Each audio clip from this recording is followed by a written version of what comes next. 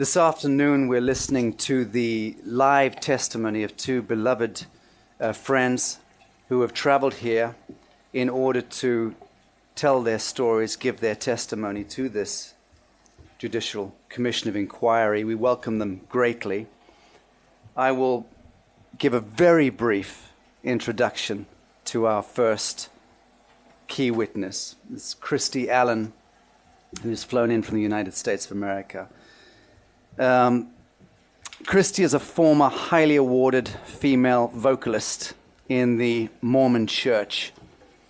She had an acclaimed singing career, which ended upon a spiritual awakening where she was forced to face the sudden realization that she and her many siblings had been embedded in the MK Ultra SRA program. Now, this is a program not known in the mainframe, but something which we hope and trust, Kristy, that you will be able to enlighten us to in this courtroom. My story is about a Mormon family who were part of the MK Ultra program started by Operation Paperclip and masterminded by our original handler, Mr. Greenhog. To us, he was Mr. Greenhog, but there is reasonable evidence to suggest that his real name was Joseph Mengele, who always liked to use names with the word green in them.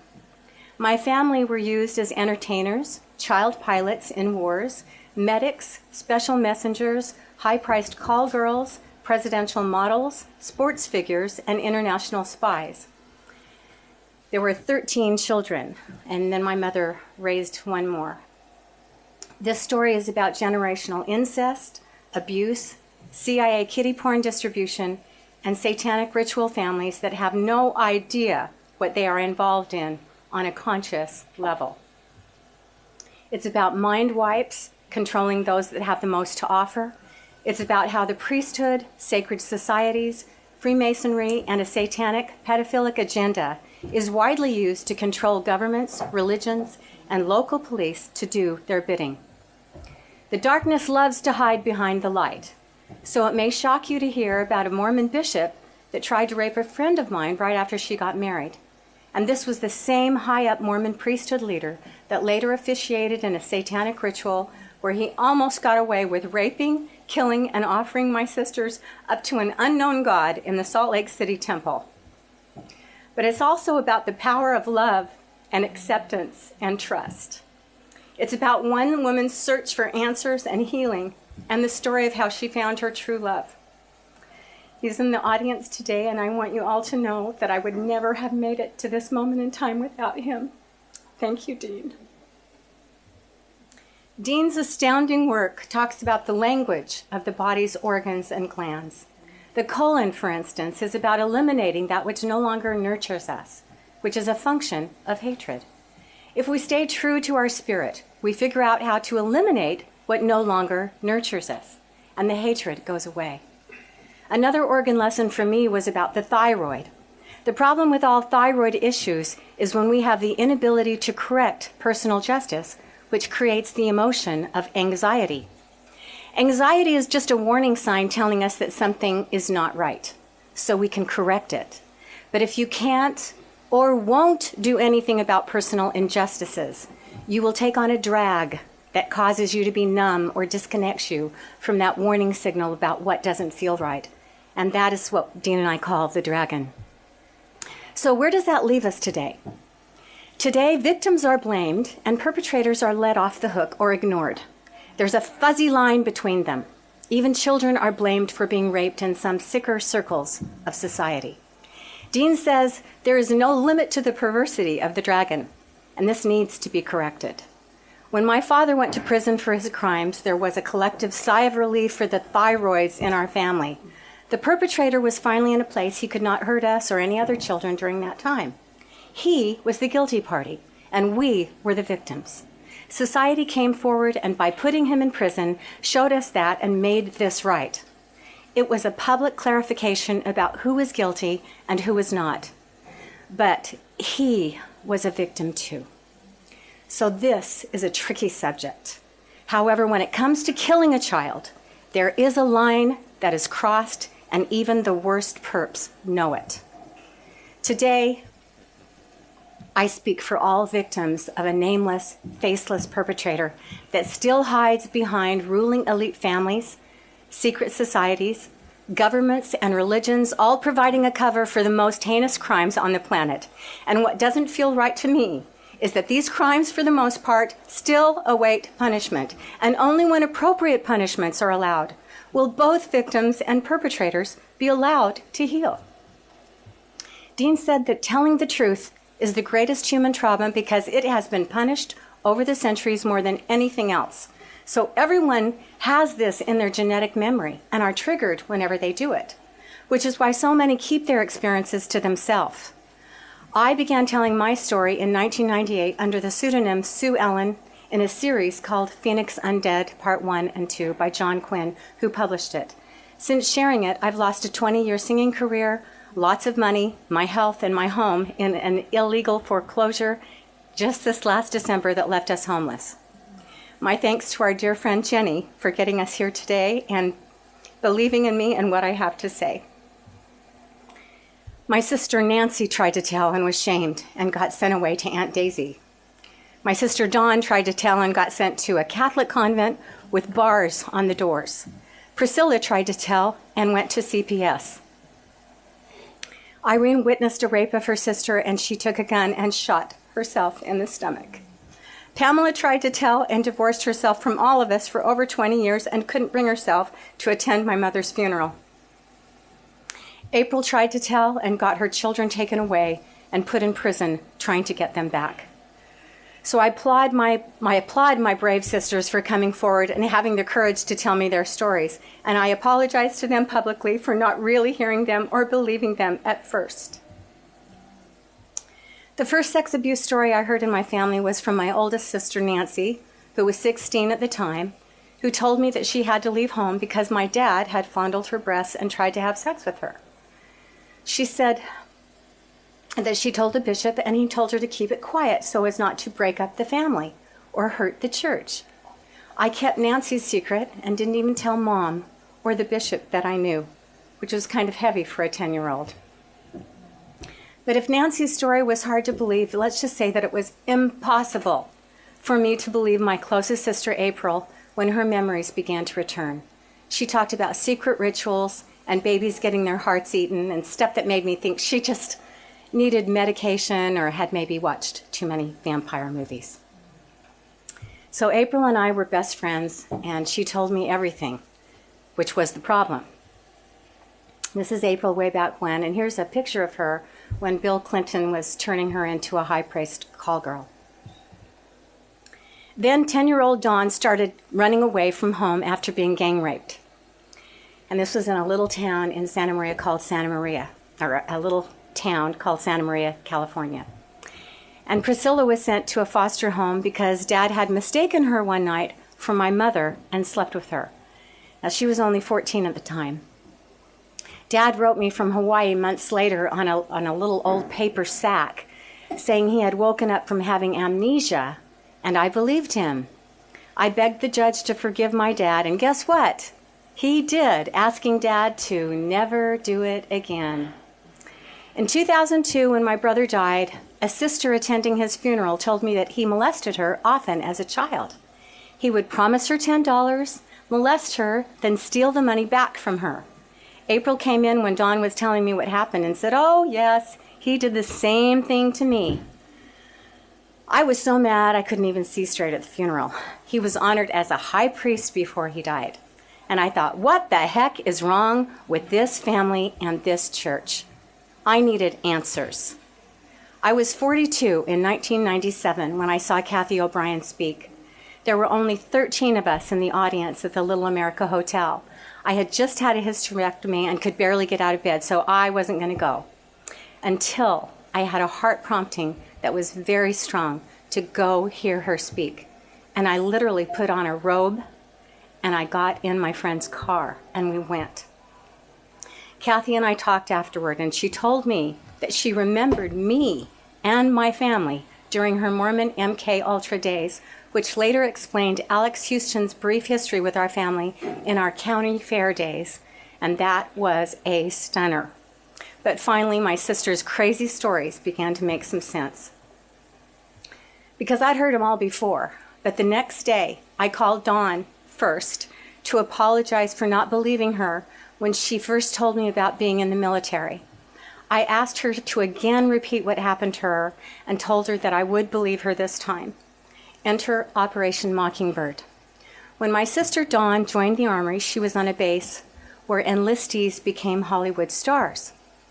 She repeated that experience where a surprising number ended up being movie stars. She gave me a long list, and it would surprise you who they are, or maybe not. Talents were showcased, lots of parties went on constantly, and she noted that drugs were everywhere present on the military base and literally free for the asking. She told me how she was asked to meet with a man across the street from the military base. When she was there, she saw Crystal Gale, sister of Loretta Lynn, in white military garb outside the door, who saluted to the man she was to meet. This coincided with Kathy O'Brien's story exactly about Loretta Lynn, who was Crystal Gale's sister. So now I was beginning to get it. It was a short meeting with this man. When inside his office, he asked her if she could keep a secret. She said yes. He said, well, we'll see. She was asked to report back to him and bring her guitar with her in 2 weeks. At the end of 2 weeks, she was sitting back in the same chair in front of him. He said, well, we found out that you can keep a secret. He then began to read something like a dossier that encapsulated her entire life story on a few pages. She asked him how and why he knew so much about her, and he matter-of-factly answered, your dad sold you to us. She was shocked and grabbed the pages he was reading, and what spilled on the floor were dossiers with pictures of each of her brothers and sisters, including me. Of note, these were military dossiers. Funny thing, I don't remember joining the military. So why did they have a military dossier on me? April said we had been heavily used and deserved back pay for our childhood. So back to Dawn. After helping this military entertainment official pick the dossiers up off the floor, he then asked her if she would mule drugs on cruise ships for God and country if they gave her the opportunity to play her guitar and be a star on the cruise ship. She said no way in hell and threw her guitar right at him. If Kathy O'Brien had not come forward and told me her story, how could I ever have understood what Dawn told me? Of country western stars being drug mules, and how a well-known Hollywood star had raped my sister Dawn? Then I remembered in my early career a certain John Fisher that was a manager for the Eagles, Travis Tritt, George Strait, who heard me sing and said he'd like to make me into the next country music star. I turned him down because I didn't like his vibe. And looking back, I'm sure I dodged a bullet right there. So who gets chosen to be a CIA mind control slave? Most come from poor families, so if the abuse is discovered, they can't afford to pursue justice. They choose kids and teens that come from abusive families. Mental disabilities are a plus because if the victims remember anything and report it, they can claim the victim isn't reliable. The guilty parties of this world love nothing more than to call a person that tells the truth crazy. But there's a problem with that if you marry a man with a PhD in clinical psychology. The truth is coming out more, the dots are being connected, and those with stories are being heard. This is my husband, Dr. Dean G. Allen, PhD. And they lived, and if you want to know about this next picture here, there's my sweetie pie. We walked down the aisle with those sunglasses. I asked him, when I realized it was him and couldn't be anybody else, I said, Dean, what's our life going to be like? And he said, it's going to be so bright, you're going to need sunglasses. What we're learning about Operation Mockingbird is that high-profile celebrities become CIA mind control victims as children or teens who are still used by the CIA. And when they start to recall being forced to abuse a child or kill somebody, they feel shame and guilt. Many commit suicide because they don't realize it was their programmer who committed those acts and not them. In many cases, they programmed us to think we committed crimes that never really happened. So in 1947, my father was a perfect candidate. Paperclip to Andrews Air Force Base was from 1945 to 1959. And I understand they took the Operation Paperclip through all the Air Force bases, and my dad was right there in 1945 when this all started. I understand they asked him 300 questions to find out if they had generational incest abuse so that they could be the perfect candidates, and my father certainly was. He spent the next several years in Virginia. His mother and father molested and neglected him. The church priesthood did also. He suffered extreme trauma as a child, and his father was from Colonia Juarez, Mexico, in a polygamy family. And there's also a connection with Colonia Juarez with Operation Paperclip, if you'd like to look that up. His mother molested him and hated his life, and he hated his life until he joined the Air Force, where he reported being fed regular meals and taken care of for the first time in his life. Because, you see, these are the throwaway kids, and that's the ones they like to use. My father was a chosen one because of his exceptional IQ, which was over 145. His bloodline, he claims he is the illegitimate son of a Utah senator, and that's before Hatch. His desire to follow orders, his talent, he was in the Air Force band, a very elite band, and most of all, his patriotism. He would cry over any patriotic song. When he enlisted, his children instantly belonged to the military too. Now, most people don't know about a term called issue. An issue is like when they issue you clothing, and you get issued children, and the military basically, in their demented minds, the parts that in the military that have done this, call you the issue, and you are literally the issue of the United States, whatever it is your father or mother joined up in. This kind of trickery on paper is not consent. Blind trust is not informed consent. This is slavery, and why we have to put a stop to it. Now I'd like to introduce my beautiful mother. Now tell me, if you were looking for a breeder for DNA experiments in the military and secret government intelligence programs, wouldn't you pick her too? So with generations of unconscious baggage in hand, my mother was put into an orphanage and was not potty trained until she was 6. She and Dad, who were both incest abuse victims going back several generations, got married after only knowing each other for 10 days in July of 1948. We lived in Glendale, Phoenix, Sunnyside, St. Joseph, Thatcher, and Wilcox, Arizona, and all through until our family grew to 7 children. My dad started out working for the post office, which I now understand is the CIA. CIA get assignments, not choices. And his assignment after Arizona was to become a music teacher in Santa Maria, California, which is 15 minutes from Vandenberg Air Force Base. In 1967, our family competed with 300 entries to sing at the Hollywood Bowl with the famous King sisters of the big band Hollywood era. And after that, we were made honorary members of the King family. And we sang, "Oh, when the saints go marching in." And that kind of got us started in our big singing career. I was the daughter of the music teacher between 16 and 18. We sang at church a lot. We played all kinds of instruments. And so I decided to start a singing group with my sisters. And there we are at the Santa Barbara County Fair. And after all those sisters, we had a little brother named Valiant. As the years rolled by, we kept adding to the Cumming Sisters and Company with more sisters, and even our baby brother Valiant when we became the Cumming Sisters +1. The Santa Maria Times plastered us on the front page news when we won our singing contract in Los Angeles. Dad was also working on an audition with the Lawrence Welk Show, which he got, but I was unable to attend because I was at Brigham Young University. This article was entitled, "The Cumming Sisters Hit the Big Time." My brother Paul Cummings was one of the few to beat the 4-minute mile. He was the NCAA mile champion right out of school. He went to the Olympics. He broke a lot of records. And his best friend in this world was Bruce Jenner. Ritualistic child abuse is the most hideous of all child abuse. The basic objective is to systematically terrorize children until they are forced to dissociate. The torture is the execution of a well-planned, well-thought-out ritual, often performed by close relatives.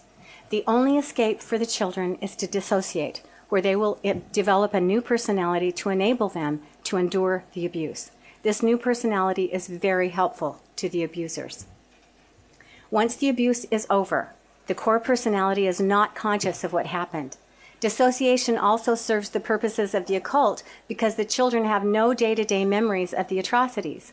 They go through adolescence and early adulthood with no active memory of what is taking place, but continue in rituals through their teens and early 20s, unaware of their involvement. The victims lead relatively normal lives until they get triggered and flashbacks or nightmares occur. Now keep in mind that this is, and always has been, about money and power. It's about keeping the drug cartels, violent gangs, human trafficking, sex trade, child trafficking, child porn industry, and human slavery as alive and lucrative as possible. To give you an idea of the large sums of money involved, some children, even immigrants, are used in snuff films and dissected live for organ harvesting for Planned Parenthood, and their body parts sold to hospitals for between $90,000 and $225,000, depending on the organ. Children with great DNA are also sold to families willing to buy them. Many of us have heard of the excretion called adrenochrome. The Satanists remove children's adrenal glands right after they've been terrorized and right before they are killed in rituals to extract this Kool-Aid the elites use to sustain their youth and extend their lives. Now, speaking of triggers, as I was going through pictures, I looked at the hands that were posed like butterflies. Butterflies are the symbols for the MK Ultra program, and the man that took this pic always wore a big Masonic ring. And that man was Ralph Adams, as you can see right here. He was also the town photographer. He performed on the Ed Sullivan Show, the Caesar's Palace, and Mike Douglas, and he made me levitate in his show and my sisters disappear. And don't ask me how he made me levitate or disappear, because I honestly can't tell you. This was the second magician we worked with. The first was Alex Houston, who raped Priscilla at a county fair. The memories seem to come in layers. For example, the first memory might be of incest, then they remember robes and candles. Next, they realize that their father and or mother were present when they were being abused. Another layer is seeing other people hurt or killed. Then they remember having seen babies killed. Another is realizing that they participated in the sacrifices. One of the most painful memories may be that they were forced to give up or sacrifice their own baby. Each layer is something that has to be processed when they are healthy enough to deal with it.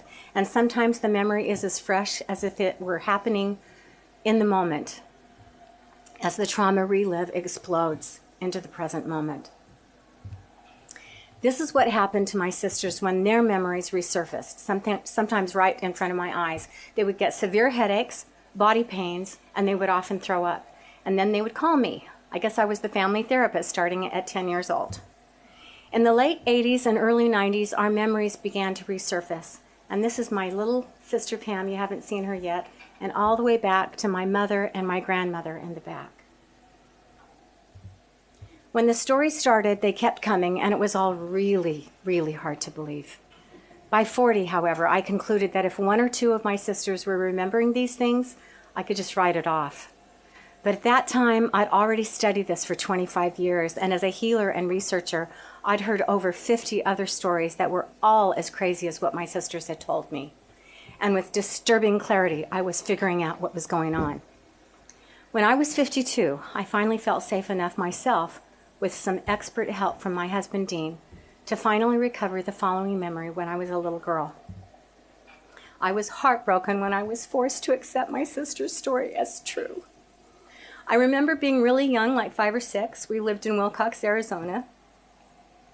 On this night, the women had me on a cart in the kitchen at church, the kind you would serve food on, so I was really tiny. The women were preparing me and telling me how special I was to be chosen, and that I should feel really good about that. The women from the order seemed to be enjoying touching my private parts and lubricating me for what was about to happen to me. After they were finished with that, I was wheeled into a room to be raped by the men from church. I knew these faces. Why were they doing this to me? I screamed, and that's when I disassociated.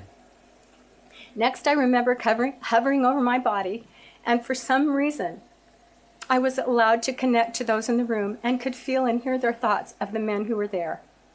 Several were like tigers with their prey as they were brutally raping and sodomizing me with great enjoyment. One of the men was feeling badly that he wasn't home for some reason, Another man was hoping that the bishop appreciated he was there because he didn't want to be overlooked next time the bishop chose new counselors. Then he took his turn. I was way too young to decipher the breadth of what I was picking up at the time, but over time have processed this, and what I got is that these men were past feeling on a lot of levels. Some needed approval from their brethren, but still the perversion was enjoyment. I cried for 3 days as an adult woman when I saw what they had done to me. It just so happened there was a healer in our house, one of Dean's clients, and they did an EFT on me and just loved on me for 2 days so that I could heal from that experience. One of my dad's CIA responsibilities was to create content for kiddie porn and distribute it. This explains this memory from my sister April. We are in the back of a big house that is old and falling down. There are expensive clothes and costumes in it. When we were in their control, they would put these clothes on us, wedding dresses, vintage costumes, and sexy negligees that fit my little sisters. A lady always showed us up to help us. We hated her because her help involved sex and pain. In Phoenix, Arizona, there was a white house next to a big park that I remember where we would roll down the grass in the summer. To this day, I'm allergic to grass. That's where we would have to go to see Dr. Greenhog. I hated those big hypodermic needles and the painful experiments. But then Dr. Greenhog would come in, give us candy.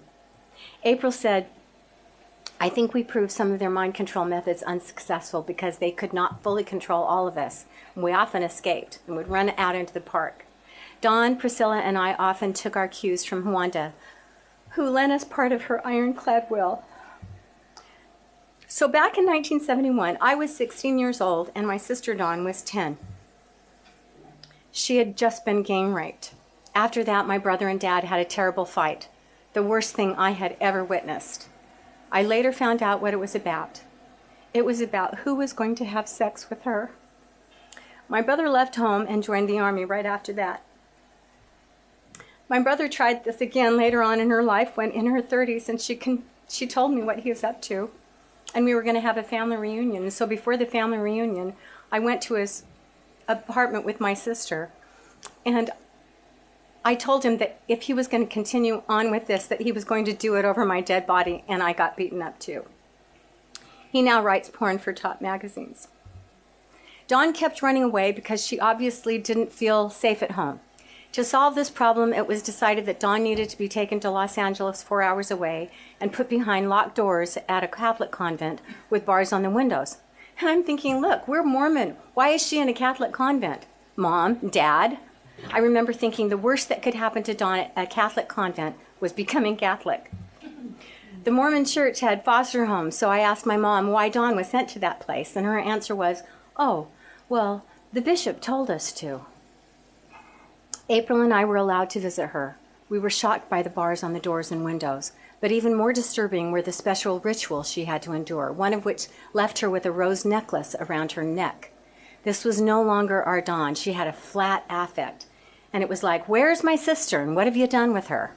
It was all about shutting her down and shutting her up in a right to remain silent. So what's the purpose of Satanism? They want an army of mental robots that hide behind a light who, with the proper programming, will do prostitution, child pornography, smuggle drugs, engage in international arms smuggling, snuff films, and all very lucrative things. These psychopaths at the top believe they'll create a satanic order that will rule the world.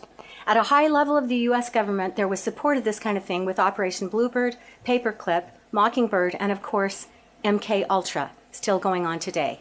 They justified it with winning the Cold War, but it was more about money and ruling the world. This is my first husband, Wade Lindstrom. As I look back, I can see clearly that it was an arranged marriage.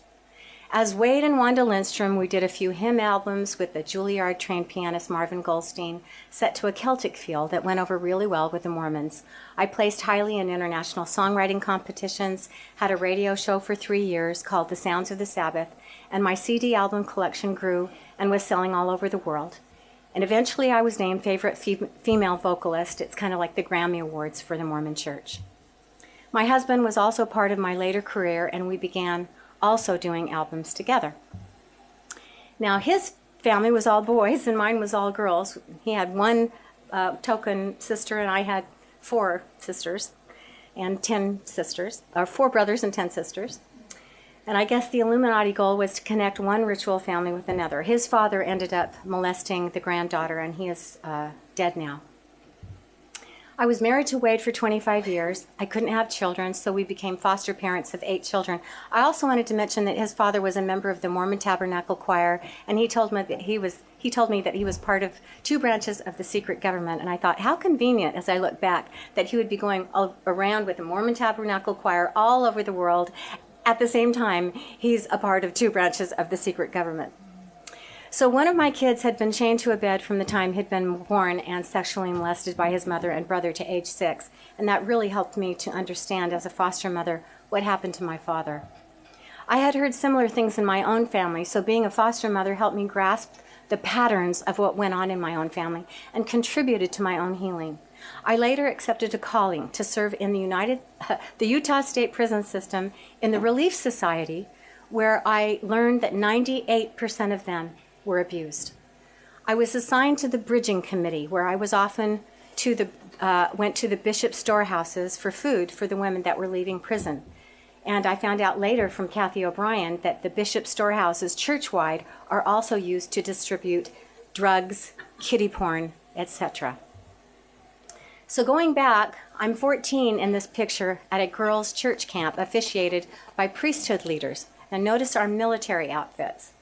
We were tortured in the next 2 years. We were used in secret experiments, raped in their evil rituals, and brainwashed. My sisters and I were not the only victims. My whole Mutual Improvement Association youth group that I grew up with was also used. We were sold to the federal government by our father and his priesthood and military leaders. And I can tell you names if you want them. Church camp with Pearl Knight. She's no longer with us, but she was also in my church camp, and she was also one of the women that did the experiments in the deep underground military bases at Vandenberg Air Force Base. I remember a red settee in a huge room in one of these bases, one of these underground bases. Just absolutely, there was no end to the ceiling. It was so high up, and the room was monstrously big. And there was this red settee in the middle. And my sister April and I were just about ready to get our hypodermic needle that we always hated. And I remember saying, "You run this way, April, and I'll run this way." And we would run and run and run, and we could run just like my brother. And so they always had a hard time catching us. We hated those hypodermic needles. But we would run, but we couldn't hide from those white lab coats. They did finally catch us and strap us onto gurneys, and they had their way with not only our pubescent bodies, but our minds as well. April remembers the day I got my eggs harvested. She heard my screaming as we were put through some terrible torture with the electrodes. Since she was the breeder, now I couldn't have children because I had endometriosis, which I now found out was something they gave me. They would use my DNA. Now this is going to sound really crazy, okay, if you are not familiar with this. They would use my DNA and implant it in her womb, and then harvest the babies into advanced incubators when they were just viable. We often tried to escape when I would wake her up using their codes. I remember horrible earaches and a lot of time underwater. There was some experimentation, breathing underwater. And if you want to ever watch the Hollywood movie, The Deep, that might explain some of these experiments that they were doing to us. As a result, I hated to go swimming because if I got any water in my ear, I would often end up with horrible earaches. Because I had a hole in my ear. April asked a lot of questions during the experiments when she was awake and was actually told the answers about who the babies would be given to and what would happen to them, because they never thought she'd remember or tell anybody. She remembers that some of them would be called April. Now, I know that's weird, but that's what they told her, like naming the model or clone after the mother to keep track of them somehow. She said that some they did experiments on, and others were sacrificed in the rituals. And she said for some reason a lot of the boys were sacrificed in rituals. Now, enter this girl. Her name is Kristy. She is from Santa Maria, California, the town I grew up with. But I didn't meet her until she moved to Utah and I moved to Utah. And she came up to me, and when she got to know me better, I actually used her as a signer. When I would sing, she would do the sign language, and it was beautiful what she did. And she finally told me her story, that her mother was a Satanist, and the reason she got put into foster care was that she was taken away from her satanic ritual family, which is no surprise coming from Santa Maria, California. Her story is that she is my daughter. Now, the jury is still out on this, but we are going to have a gene test because her mother, admittedly from a satanic family, said that my DNA was used when she got pregnant in the labs. She said she was experimented on and actually told that the DNA came from me. The crazy thing is, and we only figured this out years later, is that Kirsty's story coincides exactly with April's story, that she was used as a breeder to carry my DNA, and the babies would be harvested early and put into the advanced incubators and finished to be used as Manchurian candidates in selected homes. April said that several of these children were named after her, April Cummings, and she has kept track of some of them over the years because she knew the families they had been given to. Dean and I found out we actually looked and we thought, this is so crazy. We're going to look on the internet. And one of the people we looked at that were named April Cummings has gestures and looks exactly a lot alike me. Her videos are the strangest thing because she's a, what do you call those, a TV anchor. And she was in San Francisco when we first found her. We just looked her up the other day, and she's moved to the Cayman Islands. So you could look up April Cummings, who's a TV anchor in the Cayman Islands, and see what you think. So going back to when I was 15 years old, this was my leading man in high school in Babes in Toyland, and I had some grooming. I was the lead in every single play in my years in high school. His father worked at Vandenberg Air Force Base and eventually for NASA when they moved to Florida. According to my sister, he was also in the Elite MK Ultra program. To train us, we were hunted at Point Sal and Guadalupe Beach in the middle of the night, and we were lucky to escape this alive. We had all been at the party at church. There was a hayride that we were all on. Steve S., who openly told me he worked for the CIA, was the driver. He took us up to the Los Alamos entrance of the tunnel. We were all stripped naked and taken to the beach, where we were told that we had to make it to Guadalupe Beach without being shot or we would not live. We were going to be hunted. We had to swim or climb around the first set of rocks to get to the beach. It was a low tide, so it was fairly safe to swim. The moon was out so we could see, but then so could the people who were hunting us. We all stuck together at first, but the slower ones who couldn't swim very well were shot with a tranquilizer gun, but we thought they were real guns, and we were terrified. We used the shadows. We helped each other as much as we could. There was one part of the rocks that we couldn't get around or over without a rope, and DR was tall, so he found a rope and set it up for the rest of us. When we got to Guadalupe Beach, we used the sand to cover up in. We then ran through the sand dunes as a shortcut down the road. We were running down the road naked and had escaped. There were 6 of us who never were shot at that night. Now, it started out as a lot larger group. And there's the names. Now, I don't remember this, but I can corroborate that we hung out and did a lot of plays together. We were kind of the smart kids and called ourselves the family. So as I look back and have now become aware of technology used in the MK Ultra programs, I feel that it's more than probable that a mind wipe had occurred when we woke up on the beach early in the morning, dazed and anxious. And all I could say is, Eric, you've got to get me home. Eric, get me home. I was really worried about what my mother was going to think. What I do remember is that Dad made us memorize the Jabberwocky that was written by Lewis Carroll, who is a famous pedophile. He also wrote Alice in Wonderland. Now this comes in handy a little bit later. In my research, I found that children have been used in all wars. So for me, it's not hard to believe that adolescent super soldiers were used for the Vietnam War. What I have ascertained is that we were used as soldiers. We were taught to fly planes. We had more than sufficient medical training. April reports that on several occasions we actually sewed each other up from wounds with remarkable skill during our missions to Vietnam, Romania, Colorado, and various underground dumb bases. We transported drugs and politicians to and from America to different countries, and if caught, they would always claim us as children and make excuses that went along with that. And this was really dangerous for the throwaway kids, but very, very clever. The craziest story is about Senator Jack Ryan. April reports that he died on one of our missions in Colorado right after he saved our lives. She also reported that Bill Clinton was responsible for his death. Now, I would love, Robert, to have all of this looked into by intelligence sources. Now, keep in mind that I don't remember this at all, But I will say that when presented with the opportunity to fly a plane 2 separate times, both my landings were perfect, and the people flying with me made comments like, "Wow, it looks like you've been doing that all your life," which is exactly what it felt like. April recounts it was the end of the Vietnam War. The CIA had orders to take out some supply depots and oil derricks in North Vietnam and North Korea without being detected. They had just the operatives to do it. The 6 of us had been training for 9 months. We had flown the F-14 fighters that no one knew about yet. We were doing formations. We could land and take off anywhere. There were 3 planes that had 2 pilots each. It was Mach 3 all the way to Midway Island when we refueled. We were not told what we were doing. We were only out on an exercise, and we were in competition with each other to see who could follow orders the best and hit the targets on the game board. It was kind of like a road rally, only we were using F-14 fighter planes. This was no game. We had to read the maps and follow the directions that were encoded. We had our own language. It was cartoon character and Disney-based. And when April was telling me this for the first time, I really thought she was crazy. Then I read Kathy O'Brien's book and heard her testimony about how they delivered messages to each other that was cartoon and Disney-based.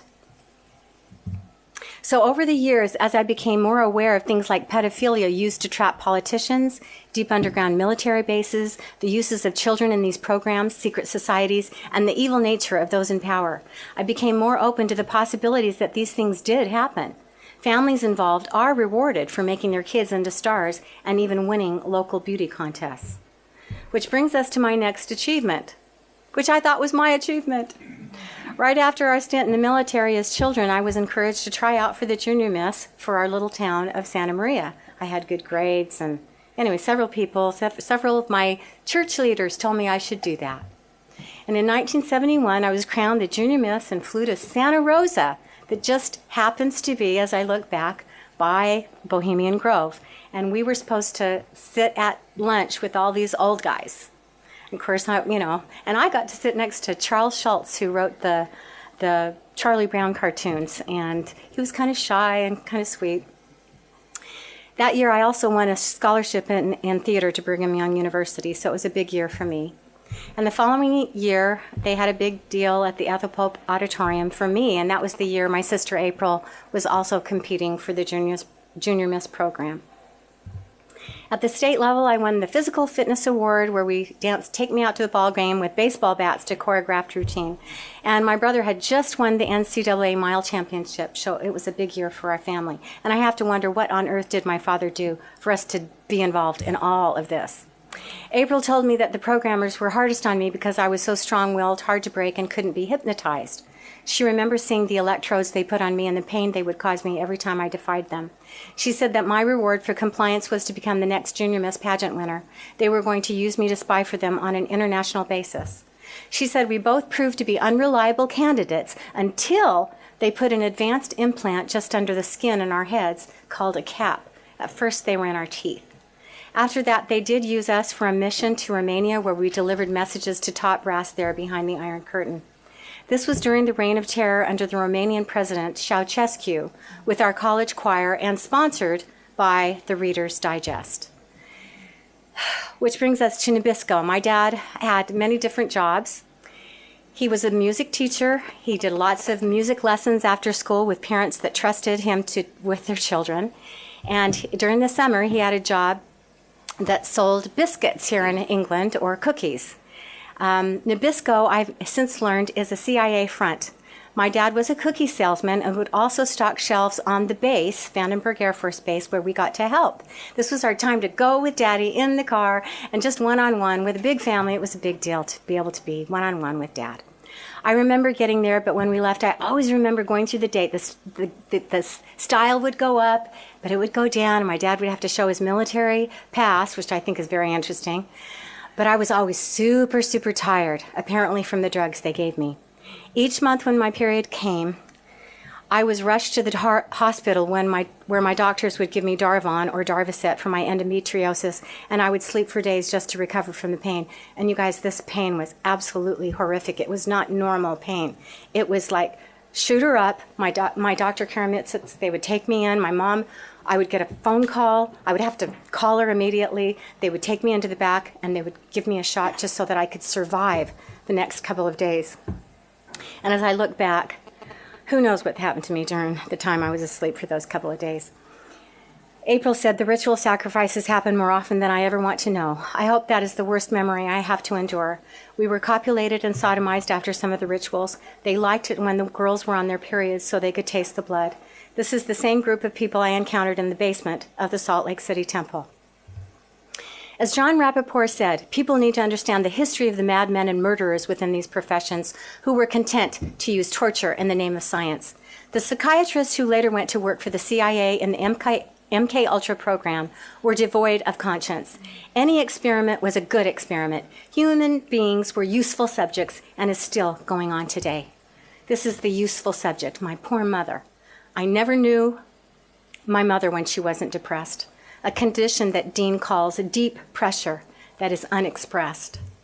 When we lived in Thatcher, she was attacked by our stake president. She was used as a breeder and always pregnant. She had untreated diabetes, which looks like mental instability after a box of C's chocolates. And later they had her fixed up with, well, I got to know my mother when she was finally diagnosed with diabetes and was taken care of. The drag drug her under when she sometimes would go after us with brooms and call us evil.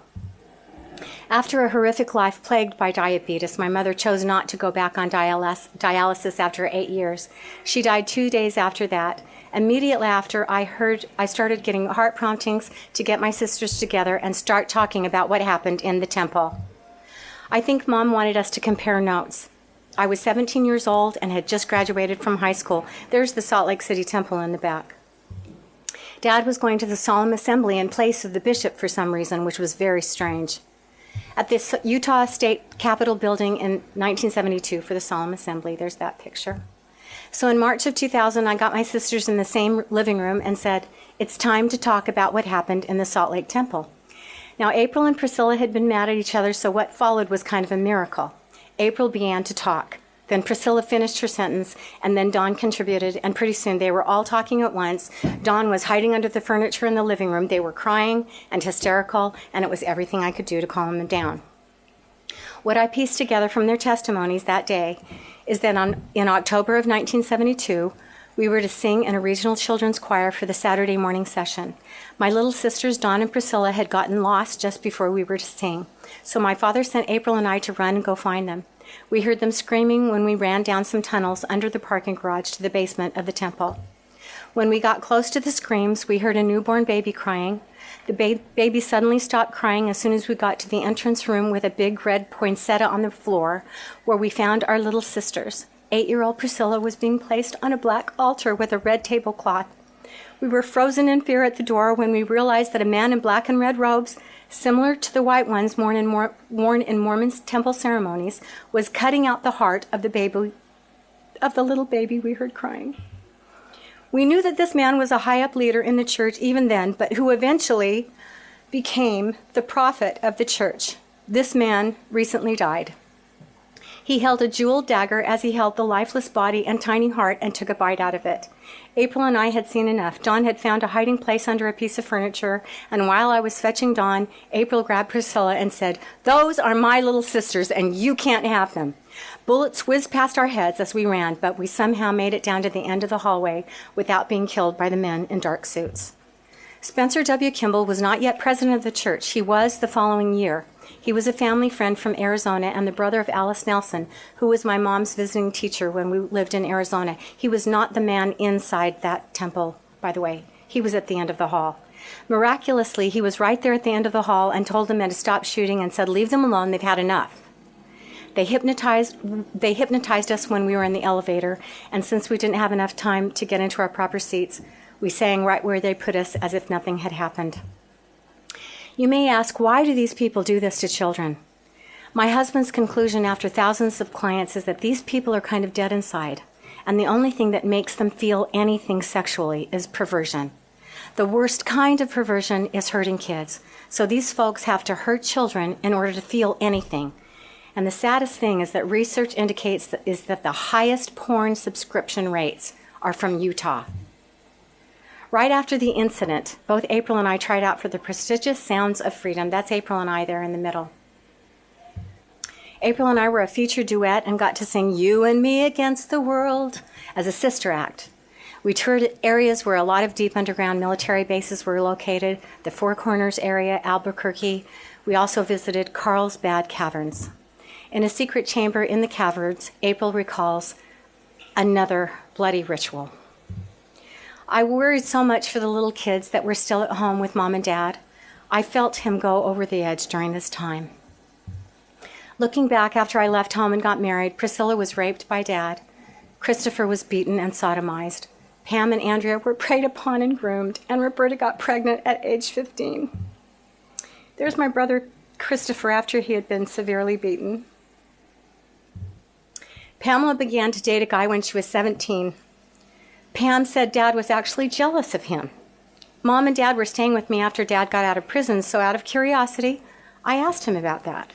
I could tell that he was instantly triggered by a strong emotion when he looked at me and said, "Why would she choose James when she could have me?" And I thought, whoa, my dad is not okay still. This is not a grown-up. This is a young boy with a crush. This is his arrested development stage. And then I knew why my Pied Piper father, why he got along so well with children. He was one of them. This is Roberta in overalls with Priscilla, Val, and Chris, and she was already pregnant there. I remember going to visit the family and going to lunch with Dad and my sister Roberta. After prison, my dad was no longer a teacher, but was a fundraising director for area schools in the Henderson, Nevada area. When Dad showed up in his car, he said he'd been fundraising all day, the car was full of stuff in the back and not to use it. Roberta didn't hear him, and she opened up the car to put her purse in, and out fell a bunch of kiddie porn. And now I wondered what Dad was really doing in the school fundraising business. Was it selling cheap jewelry and candy or kiddie porn? And my final question was, who was he selling it to in the public school system? I get now that pedophiles are attracted to the teaching profession with few protection measures in place to identify and stop them. Looking back, I shudder to think of my father being in any public school system or doing those private music lessons after school. You may ask, why do these people do this to children? Dean's conclusion is that they need extreme perversion, and the worst perversion is hurting kids. Repentance has become a business for churches, so even victims are told to read more scripture, repent, and pay twice as much tithing as part of the repentance process. But my question is, what are the victims repenting for? The structure of our society, education, government, and military, is a structure of chaos, and churches are a big part of that. This is a structure of brutality, of insanity, of sadism, of fetishism, of cannibalism, of exploitation of the innocent, of torture, of murder, and of death. But love and compassion are the highest forms of intelligence and in human evolution. These elitists who program children have yet to evolve and don't feel emotions like those much higher on the evolutionary scale. But dark games don't fly in the light. Love triumphs as more and more are speaking out. I now believe that ritual abuse programming is widespread. Reputable sources are saying between 8 and 10%, depending on where you live. It is systematic, it is very organized, and it is in every dinky, stinky little town across this world, and it's high time to shine some light on it. I remember watching Roots and seeing the people that were called slaves. It was called slavery. But the worst kind of slavery is when those enslaved are so mind-wiped they cannot even recognize that they have been slaves, that they have been unwittingly experimented on, that their children have been tortured at home, at school, and at church. This is the face of willing slavery, because silence is our consent, and there is no reward for well-behaved slaves. Slavery is not upon us. It's been on us for quite some time. There are only two energies in this world. One is the drag on spirit life force energy, which encapsulates confusion, deception, manipulation, fear, and force. These are the powers of the dragon. And the other energy is love and light. The unevolved dragon on Spirit Life Force energy thinks that if we don't stop what it's doing, that we are going along with it, which makes tribunals such as this so powerful. Because once we as a society can see what has been done to us, we cannot unsee it. And when those responsible for these atrocities are made accountable, then whatever agreement the dragon thinks it has with us is officially ended. One of my fellow singing friends is Sandy from the Lawrence Welk Show. Maybe some of you remember her. Her sister is a therapist, and Sandy told me once that her sister said if the lights went out in every home in Salt Lake City where there was incest and abuse, it would be dark every night in Salt Lake City. Because families wittingly and unwittingly become involved. And bishops and professors can become involved. And co-workers can become involved. And our own siblings can become involved just by following orders in the military. Husbands and wives, even our own beloved parents, can become involved without even knowing it, with their eyes wide shut, as the cycle of abuse continues with generational victims of church and state. To all victims everywhere, I want you to hear these words. This was not your fault. It's the fault of psychopaths that have long considered us slaves to be sexploited and experimented upon, and it must end now. My father is 86 now, and I don't know if he has crossed that line and killed a child or not. The point of killing children and spirit cooking is to get them to cross that line. Yes, they were all victims, but this is where, if they are aware of doing it, they always have a choice, because the powers that were have to get them in so deep that there's no way that they can get out. And until you understand dragon thinking, you won't understand. The dragon has its own philosophy, and that is whatever it takes to establish, maintain, and control. There's an old saying, the truth will set you free, but first it will piss you off. But we all have choices, and there is that line that gets crossed. Again, the lesson of the colon is to hate that which no longer nurtures us, to hate it enough to expel it and eliminate it, which will only happen when we become aware of it. We are not supposed to love this. The lesson of the colon shows us that we are literally designed to hate it, just like we hate stinky poop, and eliminate it. Consciousness is the only elegant solution, and it's high time to gather together and not let those killing children to get away with it any longer. How else are we ever going to have the peace on earth that we deserve? For the sake of any soul that they have left, we must mete out the appropriate justice that each one deserves, or it will just go on and on. My suggestion is to offer the worst offenders who admittedly are not interested in changing a pill that will end their lives or offer life imprisonment. Because I am all for compassion, but that will not extend to child killers that can hurt children again and again. Now, for those shocked at this, it may surprise you how many offenders choose this pill voluntarily rather than live in a world where they are being found out.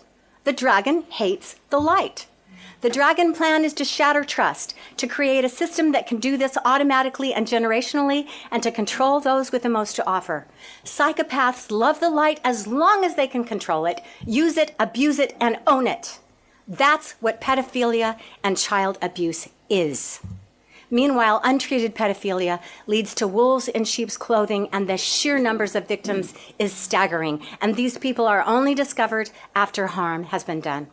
To survive in a nation of sheep, ruled by wolves, owned by pigs, you must become a lion. And to all lions everywhere, I say, it's time to roar. Because every child that is abused by a government is one child too many. Every child that is abused by a trusted parent is one child too many. And every child that is abused by an authority figure in a church is one child too many. The good news is that this all ends when people start telling their stories. Only then can we see that they're all the same story. We are the jailers and the liberators, and by jailing key people right away, we can liberate ourselves. So may this tribunal eventually lead to not only compassion for victims, but justice for the guilty, because we are the ones we have been waiting for.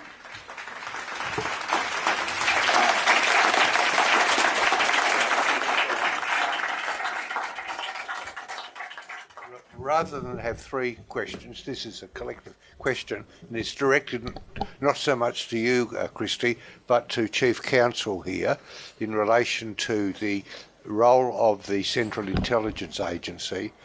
We understand the abuse, the sex, the drugs and everything else, and we're wondering if Chief Counsel could comment on the advantage of the CIA being involved in these programs, and and the dangers of disclosure, like when people do come out of drug-induced and sex-induced disturbance. I was just saying to His Grace before that, and to my associate Justice, that a friend of mine became addicted to cocaine, and he basically lost his mind. He used to go to parties manned by leading lights in the establishment, including judges, and they were served drinks and cocaine by naked girls, and that was normal. But he came out of it, and he recovered, and he wrote a book, and the book is a bestseller, and it's on the Amazon bestsellers list. So some of the people who were involved ended up in prison. He didn't, and some judicial reputations went down in tatters. So I was wondering if Chief Counsel could... Sir John, I love being sandbagged and hit over the head with a 2x4. No problem. But you were trained for it. You're a Marine officer. It is the obvious question. Let me say that you'll have a chance to submit additional information for the record, including names if you wish, and we can coordinate something for follow-on videos. Yes. The obvious question is, okay, you've been a senior CIA officer, and do you believe this? Yes, I believe this. However, let me clarify that 90% of the people in CIA are good people trapped in a bad system, and there are at least 7 CIAs, okay? So CIA is not a monolithic organization. Also, when we, against the orders of President Truman, when Allen Dulles brought in all the Nazi scientists and so forth, they went to 2 places. They went to CIA and they went to the National Aeronautics and Space Administration, which in our world we call it not a space agency. And as Kathy O'Brien has said so clearly, that's where the bulk of the mind control has been done. So just to mention the 7 CIAs as a partial and very brief answer to your question, there is the Wall Street CIA. CIA was actually founded by Wall Street to be its secret control element. And this is best told in a book by David Talbot, The Devil's Chessboard. Okay, and I have a summary review on it. Then there's the White House CIA, which does dirty tricks for whoever happens to be president. But the White House CIA seems to have merged into the blackmail CIA. CIA at the worst level appears to have joined now with the FBI, the NSA, and the Mossad. And so there's this aspect. And then there's the drone CIA, which has a 98% assassination rate. There's the Saudi-Israeli CIA, which does rendition and torture. And then there's the real sort of CIA, the old spies like me who do their best not realizing that it's all a joke. And then finally there's the bureaucratic CIA. I mean, I was threatened with assassination in a specific country, and 2 days later the message comes in. I went underground in pseudonym in another hotel, abandoned my house, and a message comes in from a clerk at CIA saying, well, we're paying for your house, we can't pay for a hotel at the same time. And my chief of station sent back a one-line message saying, what part of assassination are you not understanding?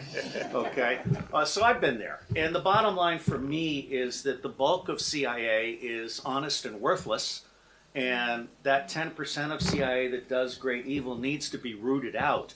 But I will absolutely assure you that the FBI, NASA, FEMA, DHS, all have their own 10%. And so what we're doing here really is moving truth toward clearing all of this out. And Chief Justice, you can get me tonight over a glass of red wine and I'll tell you the rest of it. Justice Cleverly, was there another question? Okay. Commissioner Lena Helstein. A very little proposal, very raw one. I'm sure we shall discuss later on. But we have a very brave and very still little practice in Lithuania, in the Eastern Europe. And I'm saying this because I remember your last sentence. Maybe tribunal, maybe somebody will help. This goes in the air because everything has, not everything, those 10 good percents in the whole bad body, first of all, must be helped by the new rising forces. And new rising force is coming from population. And that's why tribunal is born. So tribunal says, yes, we are beginning to say about ourselves. And we have a good code, the same in the UK, the same in the Eastern Europe. And that is the essence. Non-governmental organization which has enough souls behind it can stand in the court. It's me who is doing that. I'm standing in the court together with such barristers as Chris. I go and stand in the court because if we, tribunal people, are only, yes, speaking, that's good. That's the first step, but it's not enough. We must go and stand in the court. We must go and stand in United Nations. As a non-governmental organizations having lawyers, we know very well our rights. And this is written in the code. Non-governmental organization has the right to stand in the court. That's all. Thank you. Thank you. Okay. Sasha? Okay. Yes, Your Grace, you'd like a quick word? You have 90 seconds, Your Grace. 50 You're seconds. excommunicated.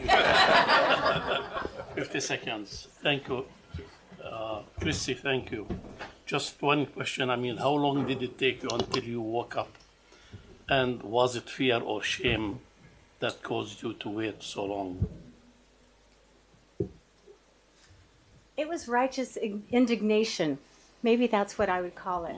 I had gone to a Sunday school class and I read something from the Bible and I asked the question. I said, why did Moses cut off the heads of 23,000 people and put them on sticks and turn them upside down and let the blood run to the ground? I said, what God would ask someone to do that? And then to have the young children being given to the men and killing everybody else, leaving the women and the children. And I thought, what God is going to be doing this? And so I asked the question. And there was some ruffling of feathers, and I could see the priesthood, upset with me. And, well, God's ways are not our ways. And I'm thinking, I'm done. I walked away, and I never went back. I went home, and I remember the following Sunday, I decided to get out into the sun, to put on my bikini out on my deck and lay in the sun. And I started asking questions. Who am I? Who am I? Who am I? I'd heard somewhere that's a good question to ask if you want to wake up. And something happened to me. I connected with something, and I've never really disconnected from it. And it just, I would ask a question, and the answer would be instantly there. Kristy, thank you for that. RonaldBernard is joining us from the Netherlands today, and we're very grateful to you for coming here, Ronald. Most people in this room will know who you are. You've had very considerable press coverage, especially through the alternative media in the last a year or two. A brief background. RonaldBernard is an entrepreneur and former elite Dutch banker who rose quickly through the ranks in global high finance and then turned whistleblower to the satanic ritual abuse atrocities that he discovered taking place behind the scenes in the corrupt systems. Thank you for being here. Well, you're very welcome, Sasha, and all the other people as well. Thank you for being here, all in presence. I see you all, in a way, like representing all the citizens of this world. You are just a few here, if you compare it with the 7 billion, but you are all representing the human being on this earth. And after having my hell ride 1 hour with my sister here, It's quite heavy to start, I have to admit that. I didn't prepare anything, I just go with the flow. Thank you for the introduction. It is what it is. I was on both sides as a child and later as a perpetrator. I have to start with the birth of a human being. The awareness I share is the awareness I have now. It's sometimes maybe a bit confusing later on when I start to express myself and explaining things, giving a testimony about things, because I do it with the awareness I have now. And most of the things I was not aware of in the past. I discovered things step by step. But to begin with the birth, this is a universal thing.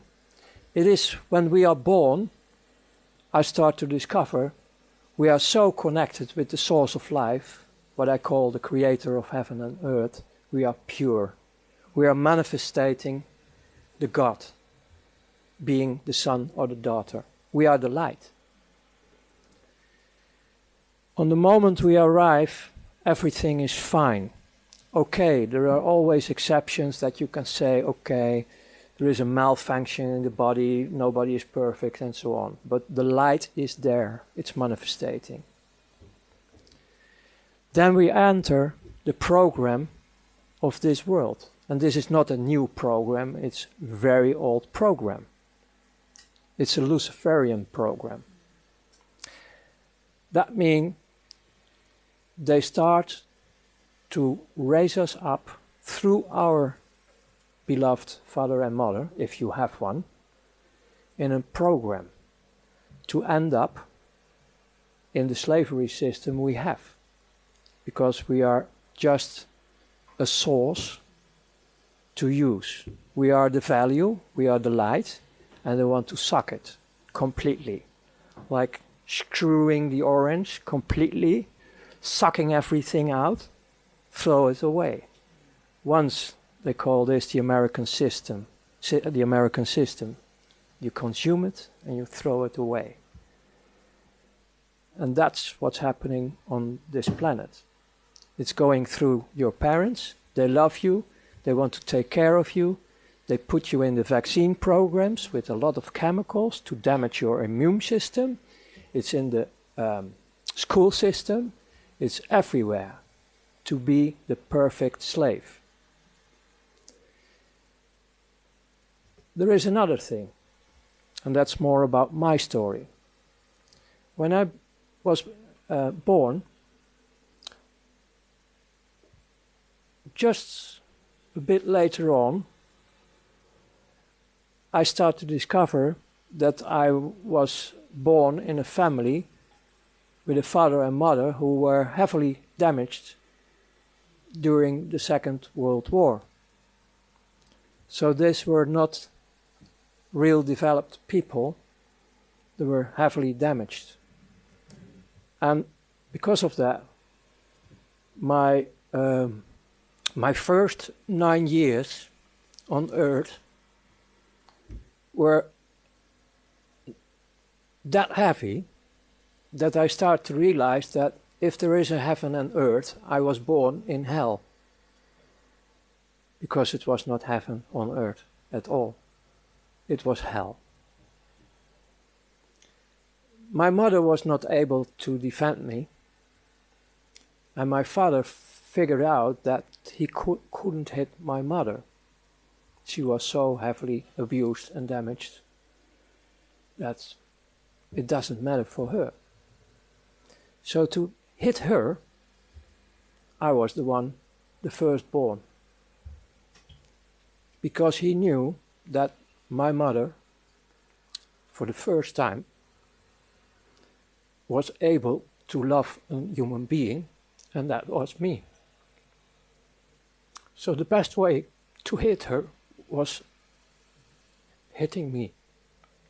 So brutal that I start to copy his behavior. I was, in that period of my life, I was it was not a common expression, but I was one of the first terrorists on earth, beating up everyone on school. I was really terror. That was picked up by organizations who protect children.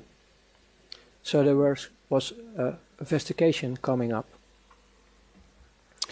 And they start to discover my situation, and they, by court, they put me in a place where they protect heavily damaged children. It was a Catholic accommodation, and they really, really loved children. And they didn't have Vaseline to make it a bit more smoothie. This is how I start to discover what it is to have sexual games on me. I didn't know what sex was. And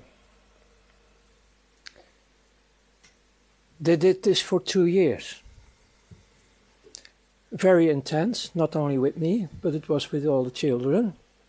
And the first year was most hell. And then you get this fuck up with yourself as well, because after being through all this pain and tortures with, well, I save you the details. It's well, if you know everything, you really like to kill humans. And I was going in that way, in that direction. To survive all this, the first 11 years and the last 2 years was really screaming to go back to the other hell. That one was actually better than the second hell. One of the mechanisms we have in our human being the light, is on the moment you are going through hell, you get disconnected. One way or the other. It is a miracle.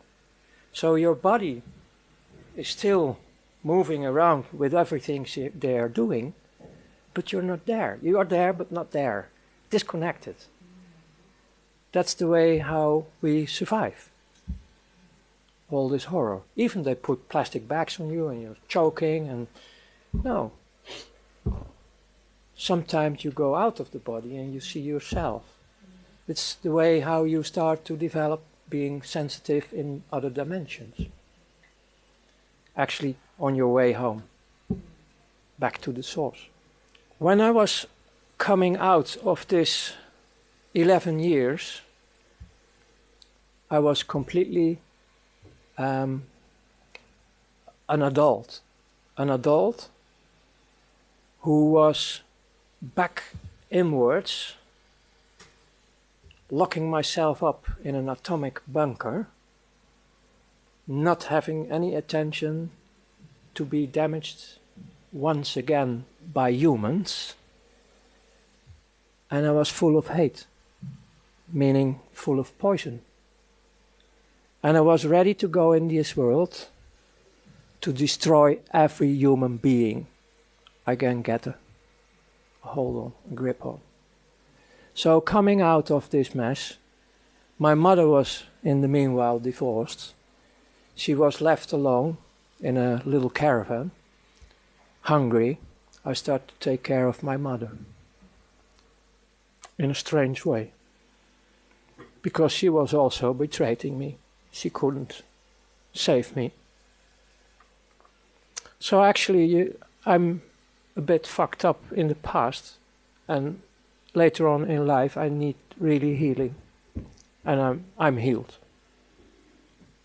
Still, it's quite difficult to give this testimony. But on the moment I came out, I grew up taking care of my mother, meaning I start to be criminal. I have no affection or reason to follow orders or rules or whatever. I was liberating myself from this madhouse and starting to do nasty things in my youth already. I was playing with other children, being soldier, and I chose to be a Nazi on purpose. And I was making this marsh through the houses where all the old people are living, where they take care of the old people. And I knew they were out of the war. And I did it on purpose. I really start to beat people, to traumatize people because of my hate. Once I nearly killed an adult in that period. In school, same mess. My English was not developed on school. I was always kicked out. I had my diplomas, but I paid for them. Ha! Fuck you all. That was my mentality. So I became an independent entrepreneur, and I covered everything I wanted to do because I wanted to destroy, so that means I needed a lot of money. To get access to money, you need to deal. So in the front, I created companies like car dealer, import-export, even a fashion line distributing nice clothes for women. You know, it was all covers for the deeper things I did. That was being involved in criminal activities. And I have to tell one thing. All the criminal beings on this world, the normal criminals, so to speak, they hate only one thing, and that's pedophiles. It's only one thing. They can do whatever they want, but on the moment you're talking about child abuse, they explode. They really straight want to kill. That's the world I was in. Criminals. I have to go back also about the pedophile thing, because she told me that there were investigations about pedophiles and all the humans who are doing horrible things with children, that they assume they are completely dead to do this, and that they need this extreme pulses to have something going on. Based on my own experience, I really start to believe it's actually a knowing, because it was also about my own story, that you're still alive. Even you do the horrible things on this planet, you're still alive. I recognize this, and I tell you more about my horrors I created, but the horrors they created on children, they are still alive. Their light is still in them. They're human, the love is still in them. But it's like mine, locked, completely locked in a bunker, atomic bunker. And they are afraid of the adults.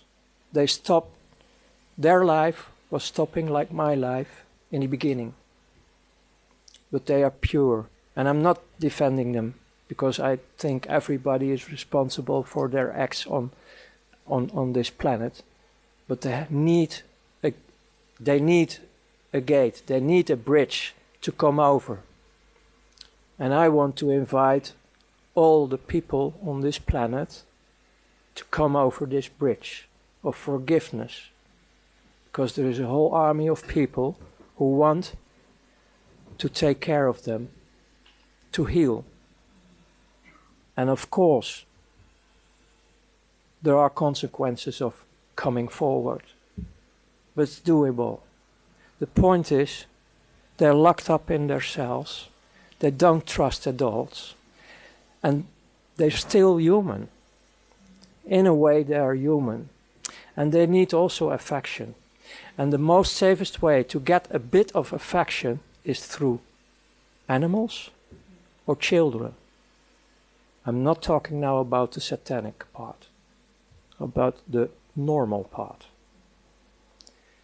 So, one way or the other, in every human, I believe there is a child who is partly locked or completely locked, because we are all were running through a program.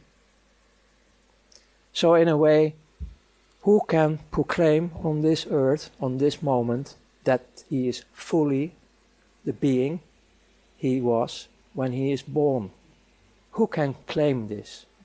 Who can proclaim this on this moment? Who is fully the light represented on earth? Who is the original being, without of being programmed, without of being hurt, without of being manipulated? The horror we are facing today is our horror. Because the world we are facing today is not because of the perpetrators, perpetrators. It's about the billions of people who are doing nothing. And it's not pleading guilty. No. It's about being unaware. Having said that, I developed myself in a criminal way, covered by shiny import, export, and so on.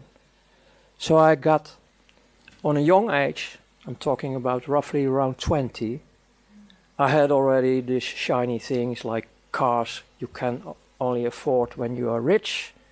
Start playing with, I played the Hollywood show, like the succeeded businessman when I was 20. And most of them say, he has rich parents, of course, because otherwise how can you afford this? But out of all this business, I started also be involved in currency trading of who was not with tax, black money. So I started to be making a little bit of business with money.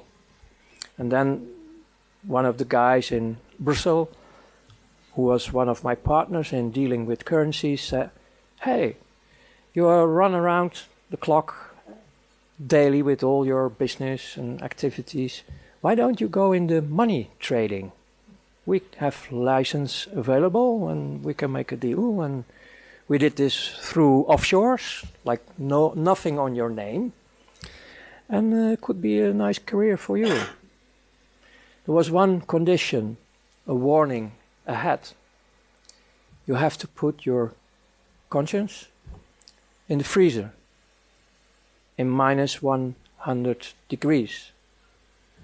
And I say, no problem. Hey, I'm nearly dead, so no problem. So I became, step by step, a servant of the big money, step by step. It was still taking some years to come in the higher regions. And I get more and more excitements, like from Russia, Secret Service. They printed better dollars, American dollars, than the American dollars who were circulating from the Federal Reserve. Better quality.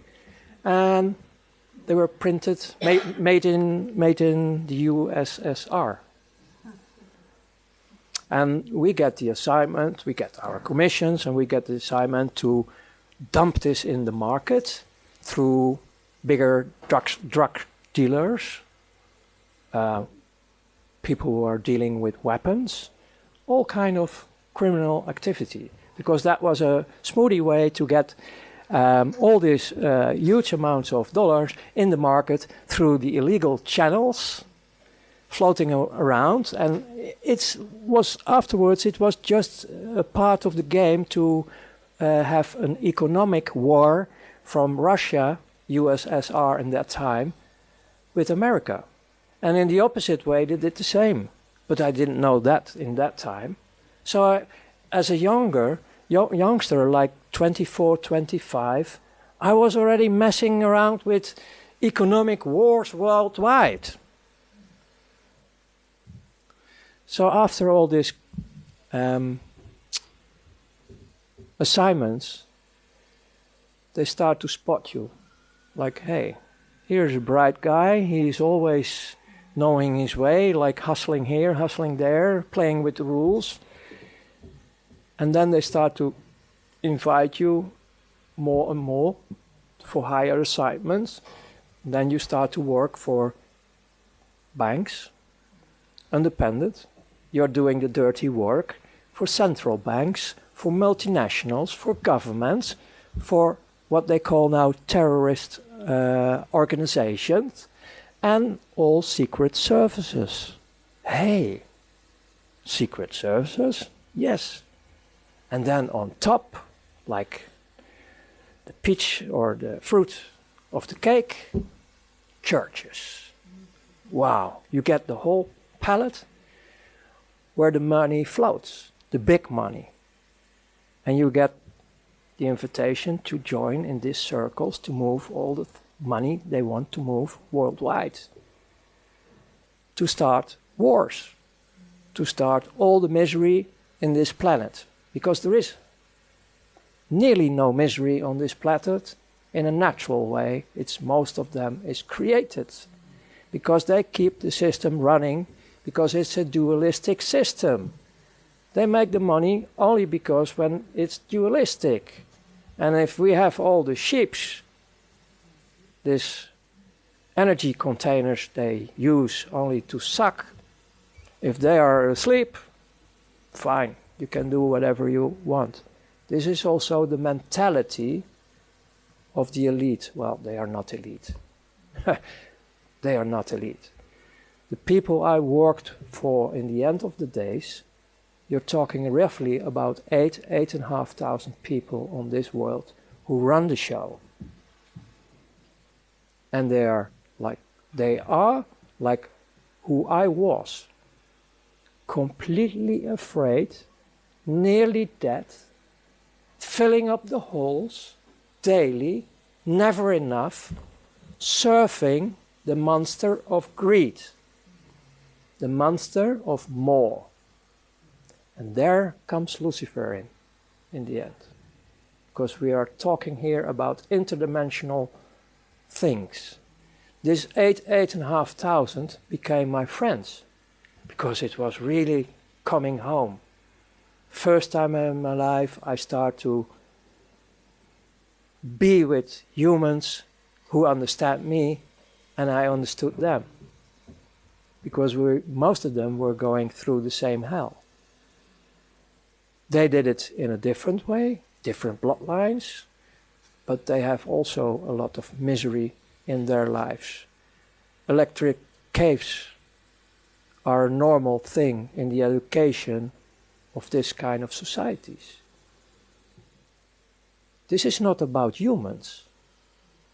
This is about a very evil dark force who really enjoy to destroy all life on this planet, and it's still on. And I was enjoying them as well. I really, and I don't say it with regret because I'm going back now in time, otherwise it's a fake. I really enjoyed it to have the opportunity to destroy all humans and all life on earth. Nature was nothing. It was to be destroyed. We were hating everything what represents life, what represents the creator of heaven and earth. Don't take this very light. You can't imagine, I understand that, not all can understand this, but this is going on till today. In the end, because I can give you all the details about everything I did in this world, like indirectly I was killing people. Like you are in a stealth bomber, dropping bombs. I did this financial-wise as missions, like destroying temporarily the economy of Italy. And then later on, when you are in the financial market, you listen to the people who are involved, and they have a big laugh because some people were killing themselves because their companies were destroyed and they left behind women with children. And we have only a laugh about it. We joined it. That's the world I come out. My turning point was that I was so good in everything I did with my team that I was, in their opinion, ready for the last stage, to be invited and sacrifice of children. That hits me. That was really going through my bunker. I couldn't handle it. It was hitting me like hell. I didn't go there.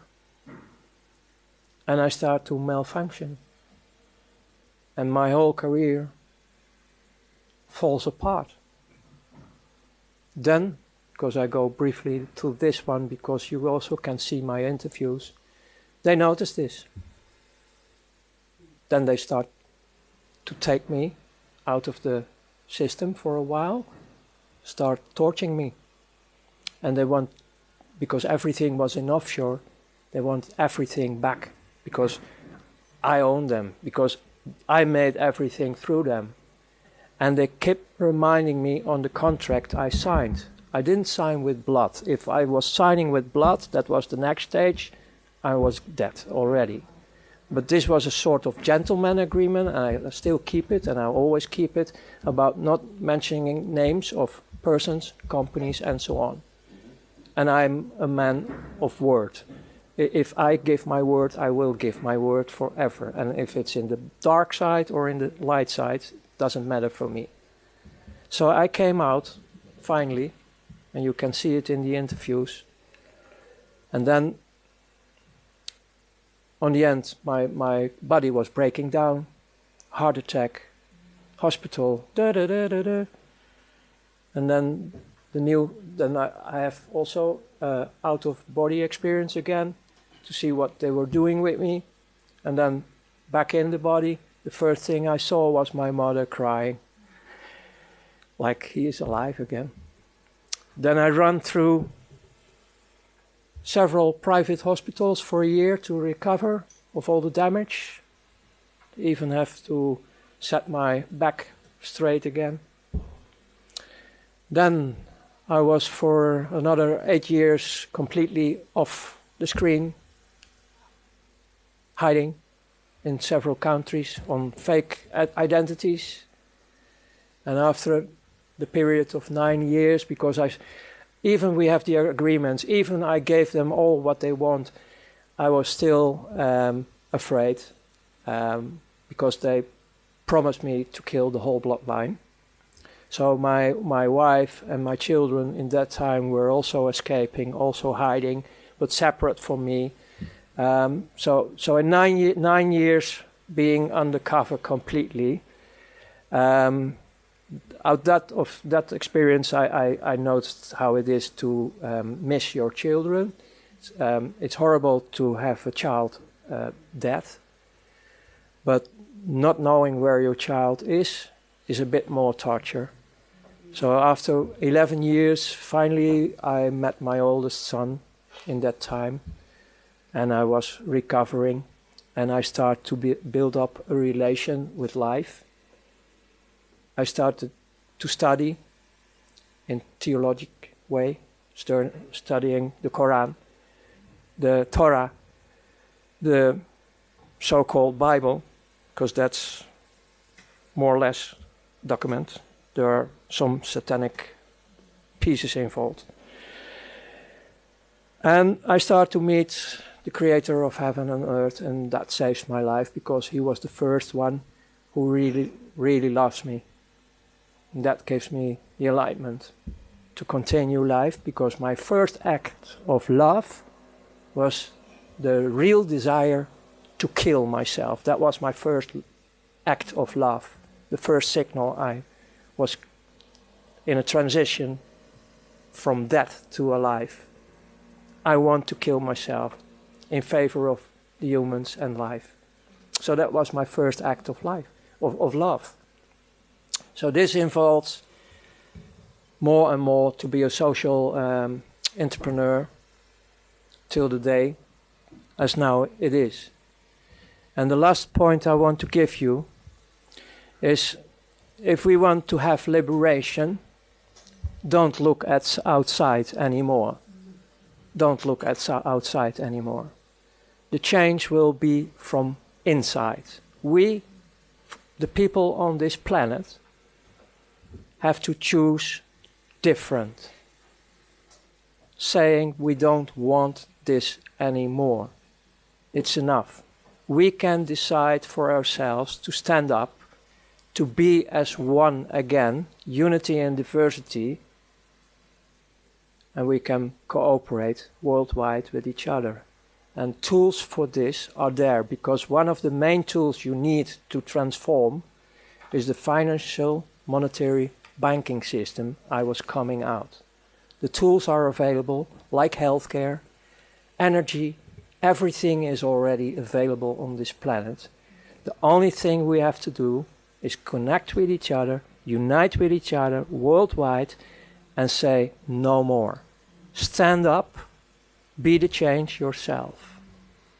And we will be liberating ourselves and our planet.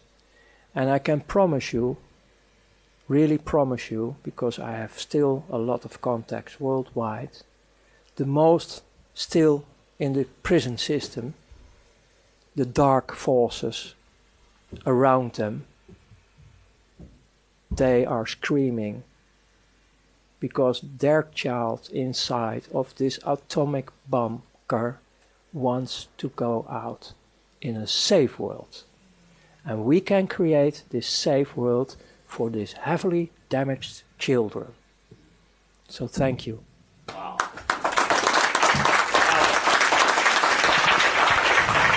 Jay Parker was born into a multi-generational satanic Illuminati family, receiving monarch-based mind control and subject to childhood satanic ritual abuse. He now speaks on recovery and SRA specialized holistic healing approaches. You're also a wealth of information, Jay, on a generational satanic practice, the real statistics, facts and figures that the world absolutely must become familiar with, vis-a-vis how many people in the world are practicing Satanism more or less in the 21st century. These are questions most of us desperately need the answers to. Please proceed. You've got 25 minutes to address the court. Thank you for being here. Well, I just want to say I think it's excellent what you're doing. I think one of the things, if we're going to change this world, we're going to have to change the way people perceive it. And I grew up in a multi-generational family in Arden, Delaware, in the United States.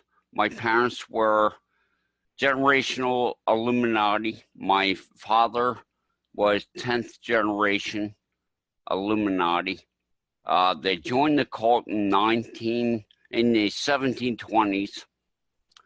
What I really talk about more than just the cult, I talk more about healing modalities, and that my mother told me in 1963, basically, the world is based on collective consciousness. And if we understand anything about consciousness, and we're all knit together in the subconscious. And we have to clean up our subconscious because we get a solipsistic, shall I say, Satanism light brainwashing in the first 6 years of life during the programmable state. The programmable state is the most important message I have personally to give to everyone on this planet. You think your conscious mind is running your life, but it's actually the 40 million bits of information that go into the morphogenic field every second that runs your life from your subconscious. Your conscious mind only donates 5, maybe 4 million bits of information to the morphogenic field. 95% of the morphogenic field's information is coming from the subconscious. And your subconscious was given to you by your culture. It's not something you decided on. The work of Dr. Bruce Lipton and Dr. Joe Dispenza are indispensable for understanding exactly how this world works. The Illuminati know this, and what they do is through trauma-based mind control and soft mind control is control the perception of humanity. That's why they control academia. That's why they control the media. That's why they control Hollywood. It's all about getting your perception in line with their desires. And we have to come to a place where we change the paradigm by changing ourselves and what we'll put up with in this world. The go along, get along attitude you get in the programmable state from the Illuminati ruled world is keep your head down, don't make waves, don't ask questions. And we have to totally look at ourselves and say, why am I putting up with this? Why am I allowing 800,000 children to disappear in America every year and not say a word? Okay, why am I allowing 17 million people to die of cancer when cannabis oil, Rick Simpson oil, has a 95% cancer cure rate? We have to look at ourselves as allowing this to happen. I talked to Mark Passio, and basically what he says to me is the human race is doing it to itself through ignorance of the truth, through understanding where we are, what we're incapable of, and what we have to do to change this paradigm. New energy is coming into the planet, and I think it's because the internet is waking people up to reality. It's no longer, people are not believing media, they're not following Hollywood, they're looking at the transhumanist AI agenda of the global elite, and they're scared, and they realize that they have to fight for their lives now, or else we'll all be microchip slaves. And of course, we all know about the Georgia Guidestones and the eugenics program that's going on right now through the chemtrails, GMO, Fukushima, you just name it. There's nothing but ecological and physical holocaust being perpetrated on the human race. We are definitely in some deep, deep trouble.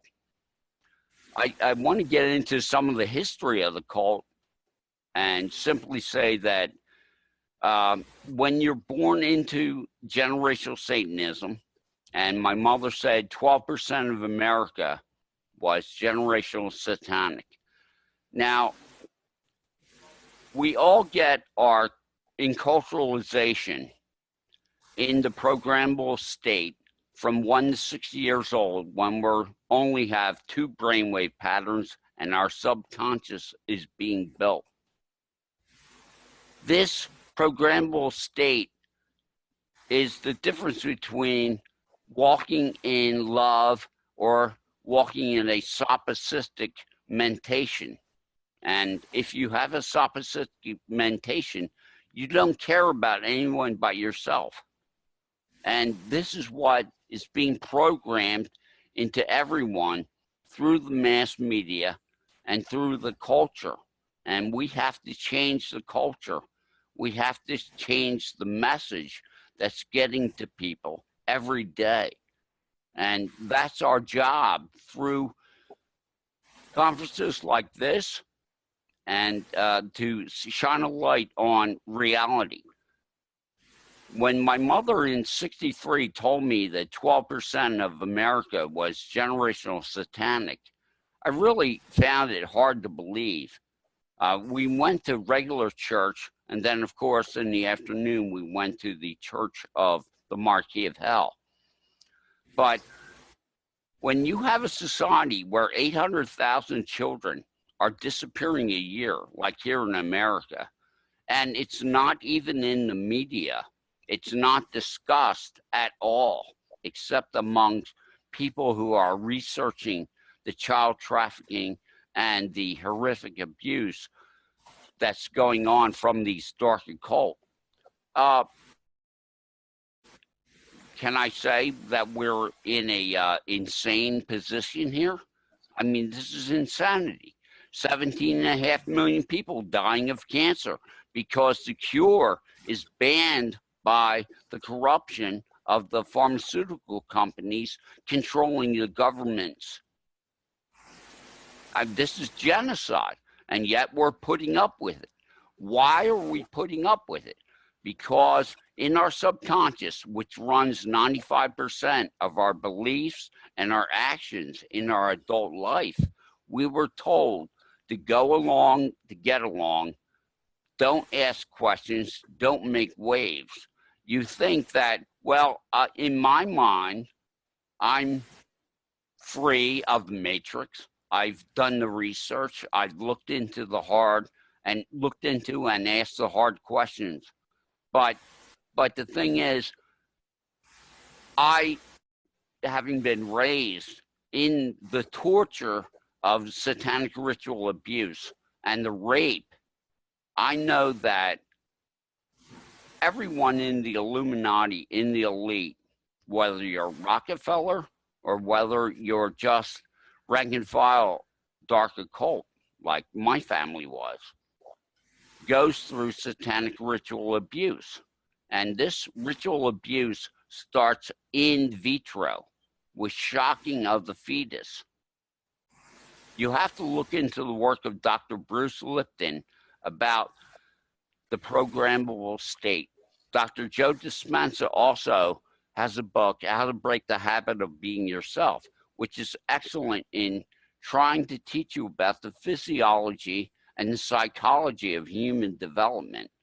The Illuminati have known since the Cataclysm Age, which 9500 BC, or roughly, we got hit by a comet and our worldwide civilization was destroyed. The dark occult took over our world, the civilized world, quote unquote, after that, because the whole human race was in a state of shock. This is, of course, the Noah's flood. A comet hit the northern ice caps and totally wrecked the planet. What I'm saying is, since that time, 13,000 years roughly, the dark occult, and they are a religion. It's called they call it the old religion, but they have been in control of society and have steered society. We have a situation where all the banking, all the academics, everything is under their control. And when the web came in, that was truly the apocalypse, which is a removing of a cover. And now there are millions of people worldwide who are awoken to the truth. Things aren't what television is saying they are. And the more people that wake up to the truth, the more people then find it easier to wake up to the truth. It's a snowball effect due to the fact that we're in a collective consciousness paradigm here.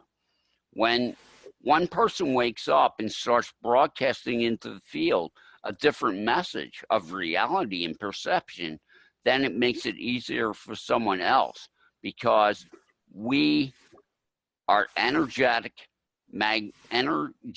magnetism beings. So when we send out a particular vibration, if that vibration is picked up by other people, then there's 2 and 3 and 4 and so on and so forth. And that wave, that vibration gets stronger and stronger in the field. And that's what we're seeing right now, is a rise in consciousness due to some extraterrestrial effects like the photonic belt and the fact that we're in the Mayan fifth age, the fifth sun, the Earth history is all about cycles of building and creation and devastation, and we're going into a cycle of creation and love and care. We just came out of, we're coming out of the Kali Yuga, which is just a horrible time. It's really the Iron Age. And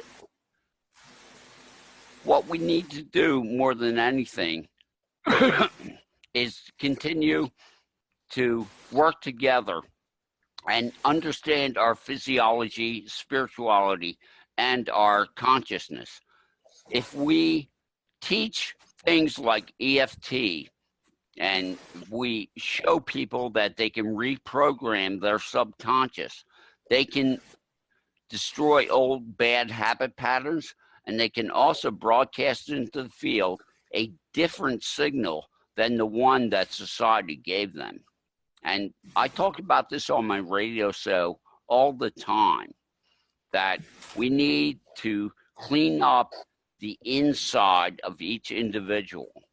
And we need to also get involved and actually care for one another and not put up with the nonsense of these psychopathic elite. They all go through, whether when you're a Rockefeller, a DuPont, they all go through 6-7 years of torture, rape, and ritualistic abuse, featuring blood sacrifice, featuring drugging, featuring interdimensional beings in their presence, just the worst kind of life that anyone can imagine. It's a total horror being a child growing up in a satanic ritual abuse setting. And what it does is it warps the synaptic pathways of the brain, thereby warping the body chemistry. And people are literally tortured to not care anymore. They're made into secondary psychopaths. That's what this whole old religion Molech system is. It's about creating secondary psychopaths and destroying the humanity in people. And all I have to say is we can change this because they are few and we are many. And if we tell people, don't be afraid, stand up for what's right, we can change this. And it's simply a matter of numbers. The more people we wake up to the fact that they need to care and they need to get involved, the more energy goes into the morphogenic field and the channel gets literally changed to a new movie, to a new broadcast, one of cooperation, not destruction. And this is my whole bag now, is I don't talk so much about the Illuminati anymore as I tell people, learn about yourself, learn about self-empowerment, learn about natural law, and get involved. Find a small piece of the problem that fits your personality and make that your cause, okay? Now, I have a lot of general knowledge about everything that's going on, but I say to people, whether it's vaccination, whether it's cancer, cure suppression, or whatever it is, find an issue and start to help the world to change the paradigm on that issue.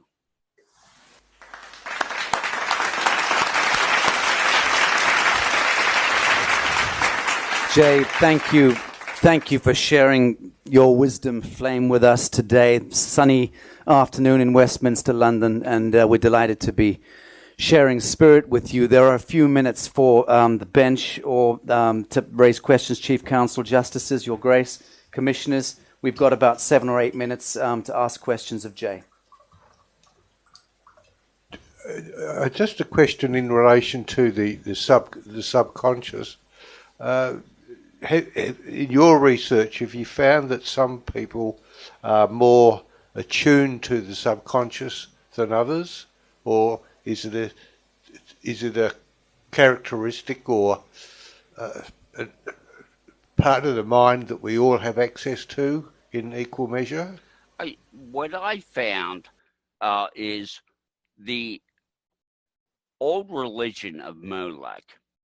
They put their children through this satanic ritual abuse to end up with an adult who is basically in the R complex of the brain.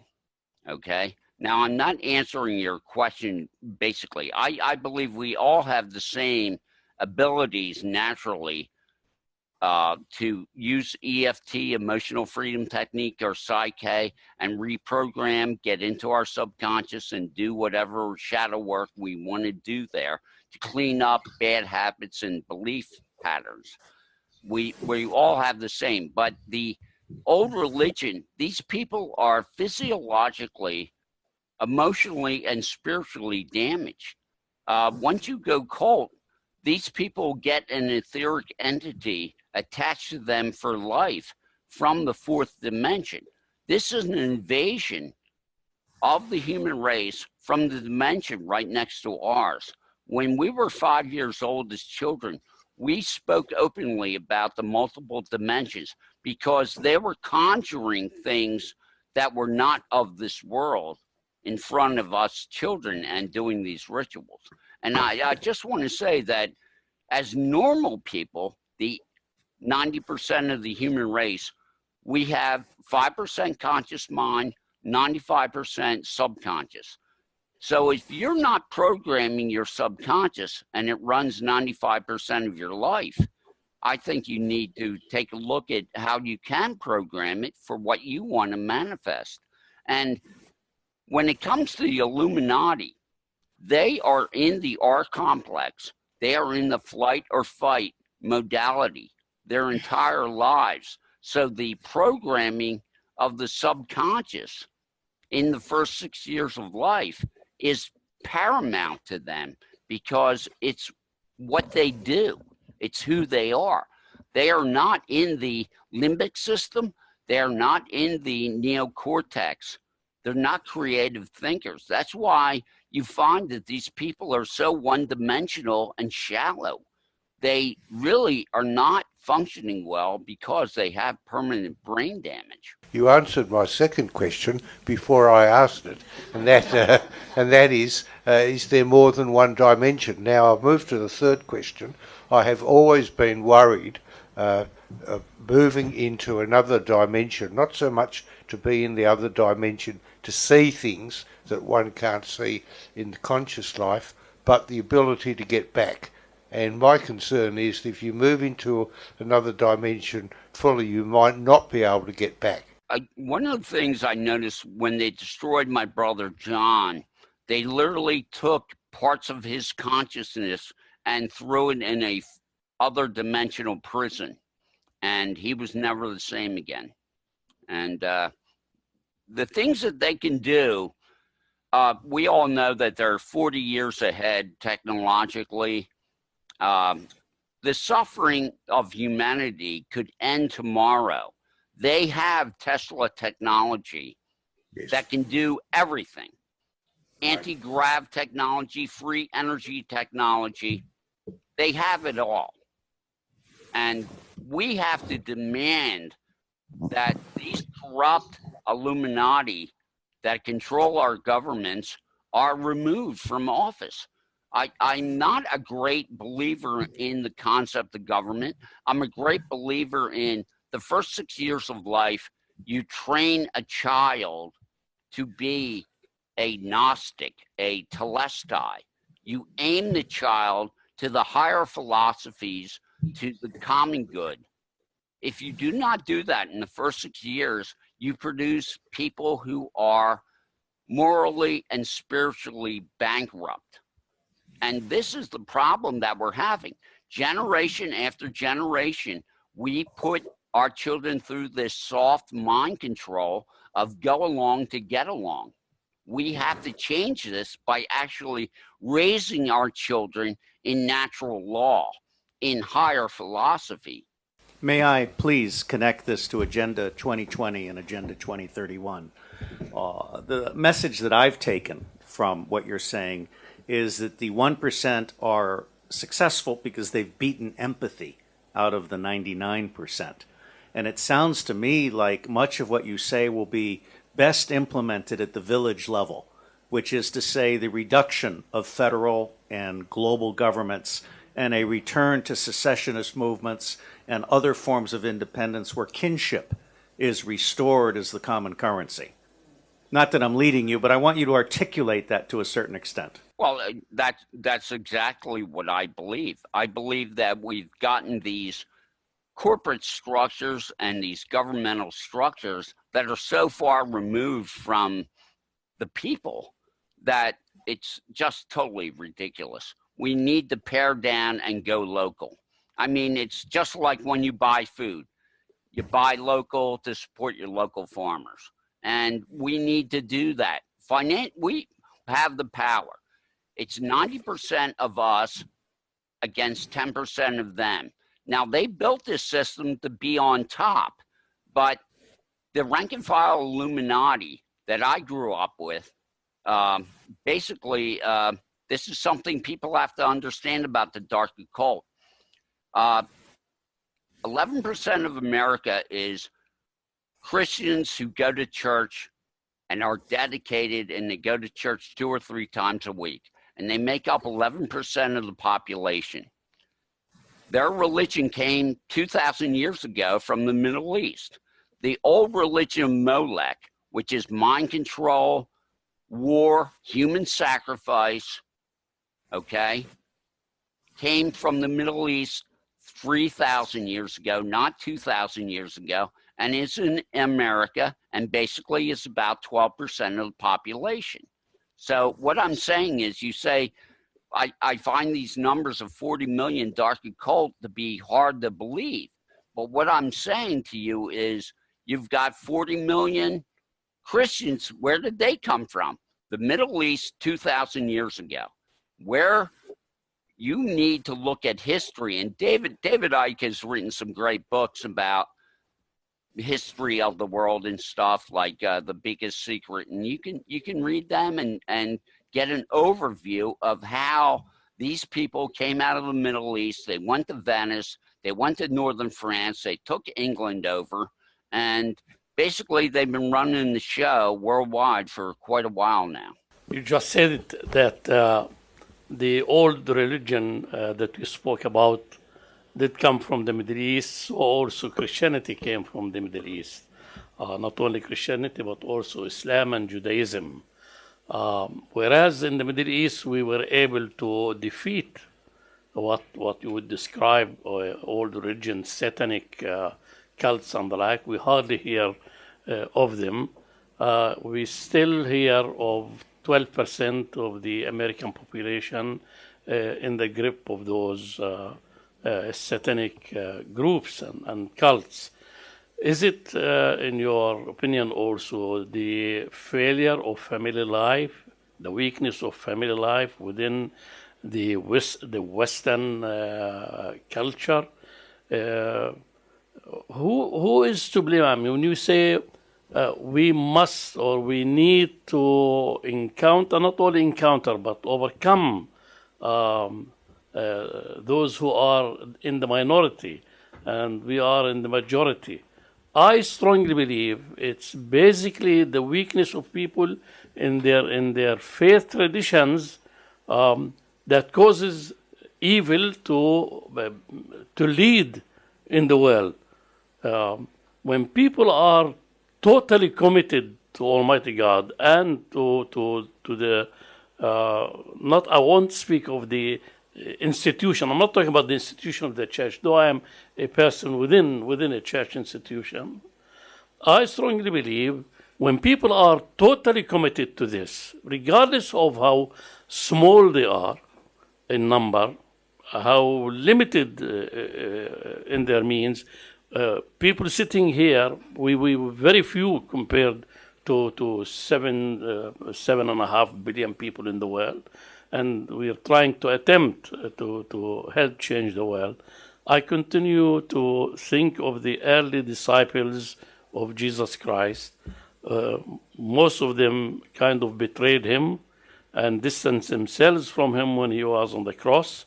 And yet, when they were freed from fear and from doubt and were encouraged by the power of the Holy Spirit, small in number, hardly any means compared to what the church in the world has today, they managed to change the course of human history. Today, when I look at us Christians, and I don't want to speak about Muslims or Jews or Hindus, all respect to all those people, I hold the church for responsible for failing to stand to what it believes in, not the doctrine, but what believes in him, as I strongly believe, who rose from the dead and freed us from I don't want to go into this, but freed us from fear, freed us from doubt. And he came, as he said, I came that you may have life and enjoy it abundantly. Today, whether it is in the Middle East or in America, anywhere in the world, people hardly enjoy life. The blame is not on faith traditions only, but on the people who claim to be this or that. Thank you for raising the issue, and I would love to hear your comments. Why in Middle Eastern society this business of satanic cults is not found at all, certainly not welcomed.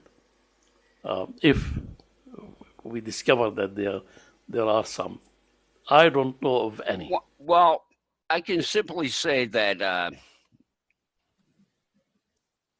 I was visiting my mother and at her apartment back in the mid-'80s, and Benjamin Netanyahu was featured on a noonday television presentation. And I said to my mother, what's he doing in America? And she said to me, they are training him. Okay? Philadelphia is the spiritual capital of the Illuminati. Okay? And if you look at the history of Benjamin Netanyahu, you see a dark occultist. You don't see a Jew. And we can go into, you can just tear people apart when it comes to religion and belief systems. I mean, between the Talmud Jews and the Quran and everything. I mean, if you really jump in there, you'll see a lot of corruption. But my commitment to the divine source and to, I mean, personally to Christ is 100%, where I do not back down on anything because he didn't back down on anything. And people live in fear. And I keep telling people, you are an eternal being. What are you afraid of? I mean, if you really have a commitment to God, if you really have a commitment to source, and you know through meditation and prayer that, hey, I'm not alone in this, I've got some big backup, you've got some strength. I mean, we have been in cultural brainwash by this culture to go along to get along. And people have been told, oh, there's nothing after this. When you die, that's all there is. Yet Russian physicists have measured a human being on a table that expired, and 30 grams of weight, their spirit goes somewhere. They lose 30 grams of weight. That's the person's consciousness. That's their spirit. With Joe Dispenza, Dr. Joe Dispenza and Dr. Bruce Lipton, things that the dark occult have kept knowledge of self for 13,000 years. about who we are physiologically, how we relate to the divine field, the morphogenic field. All this information is pouring out onto the web. People are waking up. God is rebuilding his church. It's coming through the Spirit, one person to another. It's not coming through organizations or, you know what I'm talking about. There's a new spirit in the world today of cooperation and of care, and it's coming from God. And I just want to say every spiritual system out there said that when it really gets bad, God's going to pour his Spirit out upon the world. And that's what we're seeing, because most people are perceiving that things are not right here. And when you get out of the matrix of mind control and perceive reality and aren't afraid to know the truth, your broadcast into the field is 100-fold more powerful than someone who's under mind control, because they're in the R complex. They're not in the neocortex. They're not in the limbic system. And you have to study Joe Dispenza's work, because when we get our thoughts and our feelings aligned, then we can move the morphogenic field any way we want. I mean, you can look at Dr. Emoto. He got 20% reduction in the pollution of a Japanese lake by having 150 people around the lake, blessing the lake. Before and after samples of the water, there was a 20% reduction.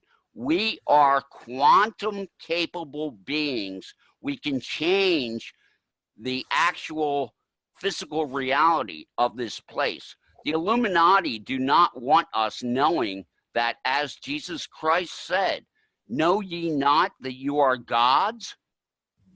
And I look at this place, this is God's school. This is where you decide between ultimate good and ultimate evil. Take your pick. Jay, thank you for that. I'm going to... Justice Cleverly has a question. Thank you very much, sir. We were blessed earlier with the testimony of Mr. Bernard, and he referred to the necessity for there to be a bridge between those who are lost and this place that you're discussing that we wish to find. And so I humbly ask you to if you can, perhaps help the tribunal with how we can light that bridge, how we can build that bridge, how we can show that bridge. Because as I've said at the beginning, this is not a court of revenge or a court of conversation. It's going to be a court of action and a call to action. So we need practical measures, and I'd be privileged if you could elucidate further. Well, for me, you know, the study of consciousness, because my mother made it clear to me that we are in a collective consciousness reality. And if you look at Stephen Hawking, he said the universe is mental. If you look at so many different, and this is what I have to say, when you become you look into many different sciences, when you look into many different religions, you pick up a little piece of truth, and you open up your mind more and more to the spirit of what I call the all truth. God does not bargain with evil. God does not compromise with evil. I mean, I'm not saying that we should go out vindictively and hang all these people who are involved in the old religion of Molech. There's many people that have not gone through what I've gone through personally that believe that these people who are secondary psychopaths should be drawn and quartered. I don't believe that at all. I believe, having rebuilt my psychology and my consciousness, that I'm offering and telling people who are in cult, who are not way up on the totem pole, so to speak, that really those people at the very top are genetically damaged due to inbreeding. They're a whole nother issue. But the secondary psychopaths like myself, they can be healed through shamanic practices, through prayer, proper diet, education, subconscious energy psychology like EFT or Psyche. They can be healed through Carillion photography. We can see if they're still possessed by some energy pattern or thought pattern that's not of this world. There are things available in this world today, scientifically, with brain mapping and everything. We can really take a leap and bound to the future and heal our planet and one another. And I say to the secondary psychopaths and the Illuminati, I don't want to kill you. I want to heal you. But if you persist in this genocide, if you persist in trying to destroy mankind, I'm going to stand up and you're going to see some force from me, because I'm not going to disgrace my life and allow you any more longer to do the horrible things you're doing. And we're talking about genocide here, where we are actually witnessing incredible acts of genocide. And it's time now to stand up. And America, you know, there's been a mini revolution here, and I think it's going to continue. And a lot of convulsions here in America. But I have to say that I don't want to see a reverse genocide. I want the dark occult people healed, because you have to understand, they started out in vitro being electroshocked. And if you had a respect for the programmable state and for the first 6 years of brain development and chemical development of the human being, you would understand that these people had their lives stolen from them because of this religion of torture. Jay, I think it's important if you're comfortable with it, because I'm very familiar with your story. I think that it might serve purpose here for the bench if you wouldn't mind giving your testimony for 3 or 4 minutes on the turning point. You yourself were set up for sacrifice as a youngster. Are you happy to speak to that event for a few minutes, just so that that is on the record, and how that event was brought to a rapid end just before the event occurred? I think that a hyperdimensional element will also answer some very important questions. Thank you. Please proceed. Well, when I was in first grade, they raped my best friend, Brandon Ploner, so horrifically he went septic and died. I went to some Christians down the street because in Arden, Delaware, they kept 10% of the people in the Illuminati village non-cult, so the people could practice their personas on the non-cult residents of Arden. I went to these Christians, they went to the police. The police said, we know what's going on in Arden, Delaware, and there's nothing we can do about it. This is 1963. My father took me to the Marquis of Hell Church a couple days after the Christians went to the police. It was a big issue in Arden amongst the cultists. So I'm sitting in a chair underneath the candlelight dinner theater where the Church of the Marquis of Hell is, or was. And basically I'm sitting in a chair, and Buzz Ware and my father are 10 feet away from me. And my father is saying to Buzz Ware, let's just kill him and throw him in the woods. And I was pretty much disgusted by them, because I realized I wasn't going to get any help from the police. But a voice came to me in my head and said, look behind you. And I said, nah, I'm not cooperating with God. I'm not cooperating with the devil. I'm sick of this place. You're all whack. I'm fed up. That was my attitude at 7 years old. But behind me, I could feel two entities. And my father and Buzz Ware turned and looked at me, and they were in shock. And they said, Buzz said to my father, we can't kill this one. And so they couldn't kill me because I got divine intervention. But anyone who makes a commitment like I did at 5 years old, I'm standing up amongst a room full of axe murderers, telling them what they're doing is wrong and that they'll never get away with it. I was saying, what are you, going against God and nature? What are you, out of your mind? You can't destroy the Creator. And I know I'm a freak, but, you know, that's the truth, and that's what happened. But I spent 45 years of my life as a mind control victim, because after that incident of being spared by dimensional intervention, they took me to the CIA psychologist who monitored all the monarchs in the Arden area and northern Wilmington, the DuPont Corporation's little fiefdom. And basically, they electroshocked me until I didn't even know what my name was. And I've always had petit mal epilepsy ever since then. That's why at times you see I have trouble talking. Neurologically, you know, I got damaged really good. I just want to say, though, that after they shocked me and I didn't even know my name,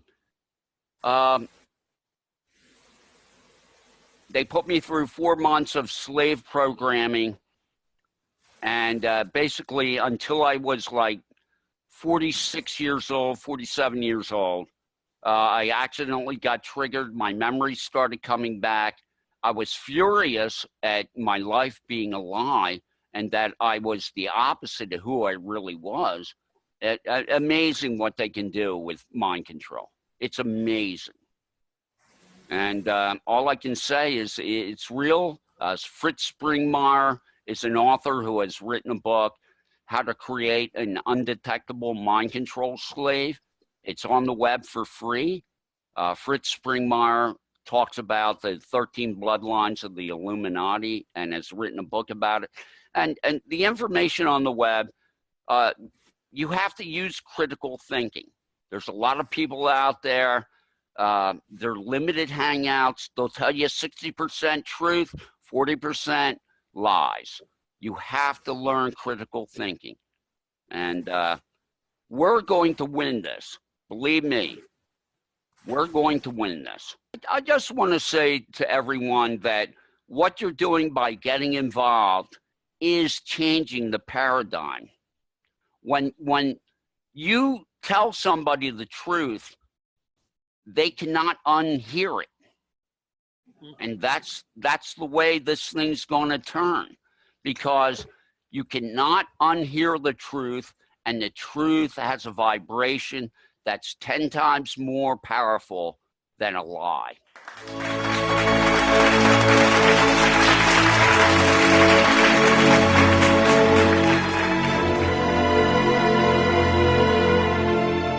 We are the power behind the ITNJ. Add your voice. Sign the treaty.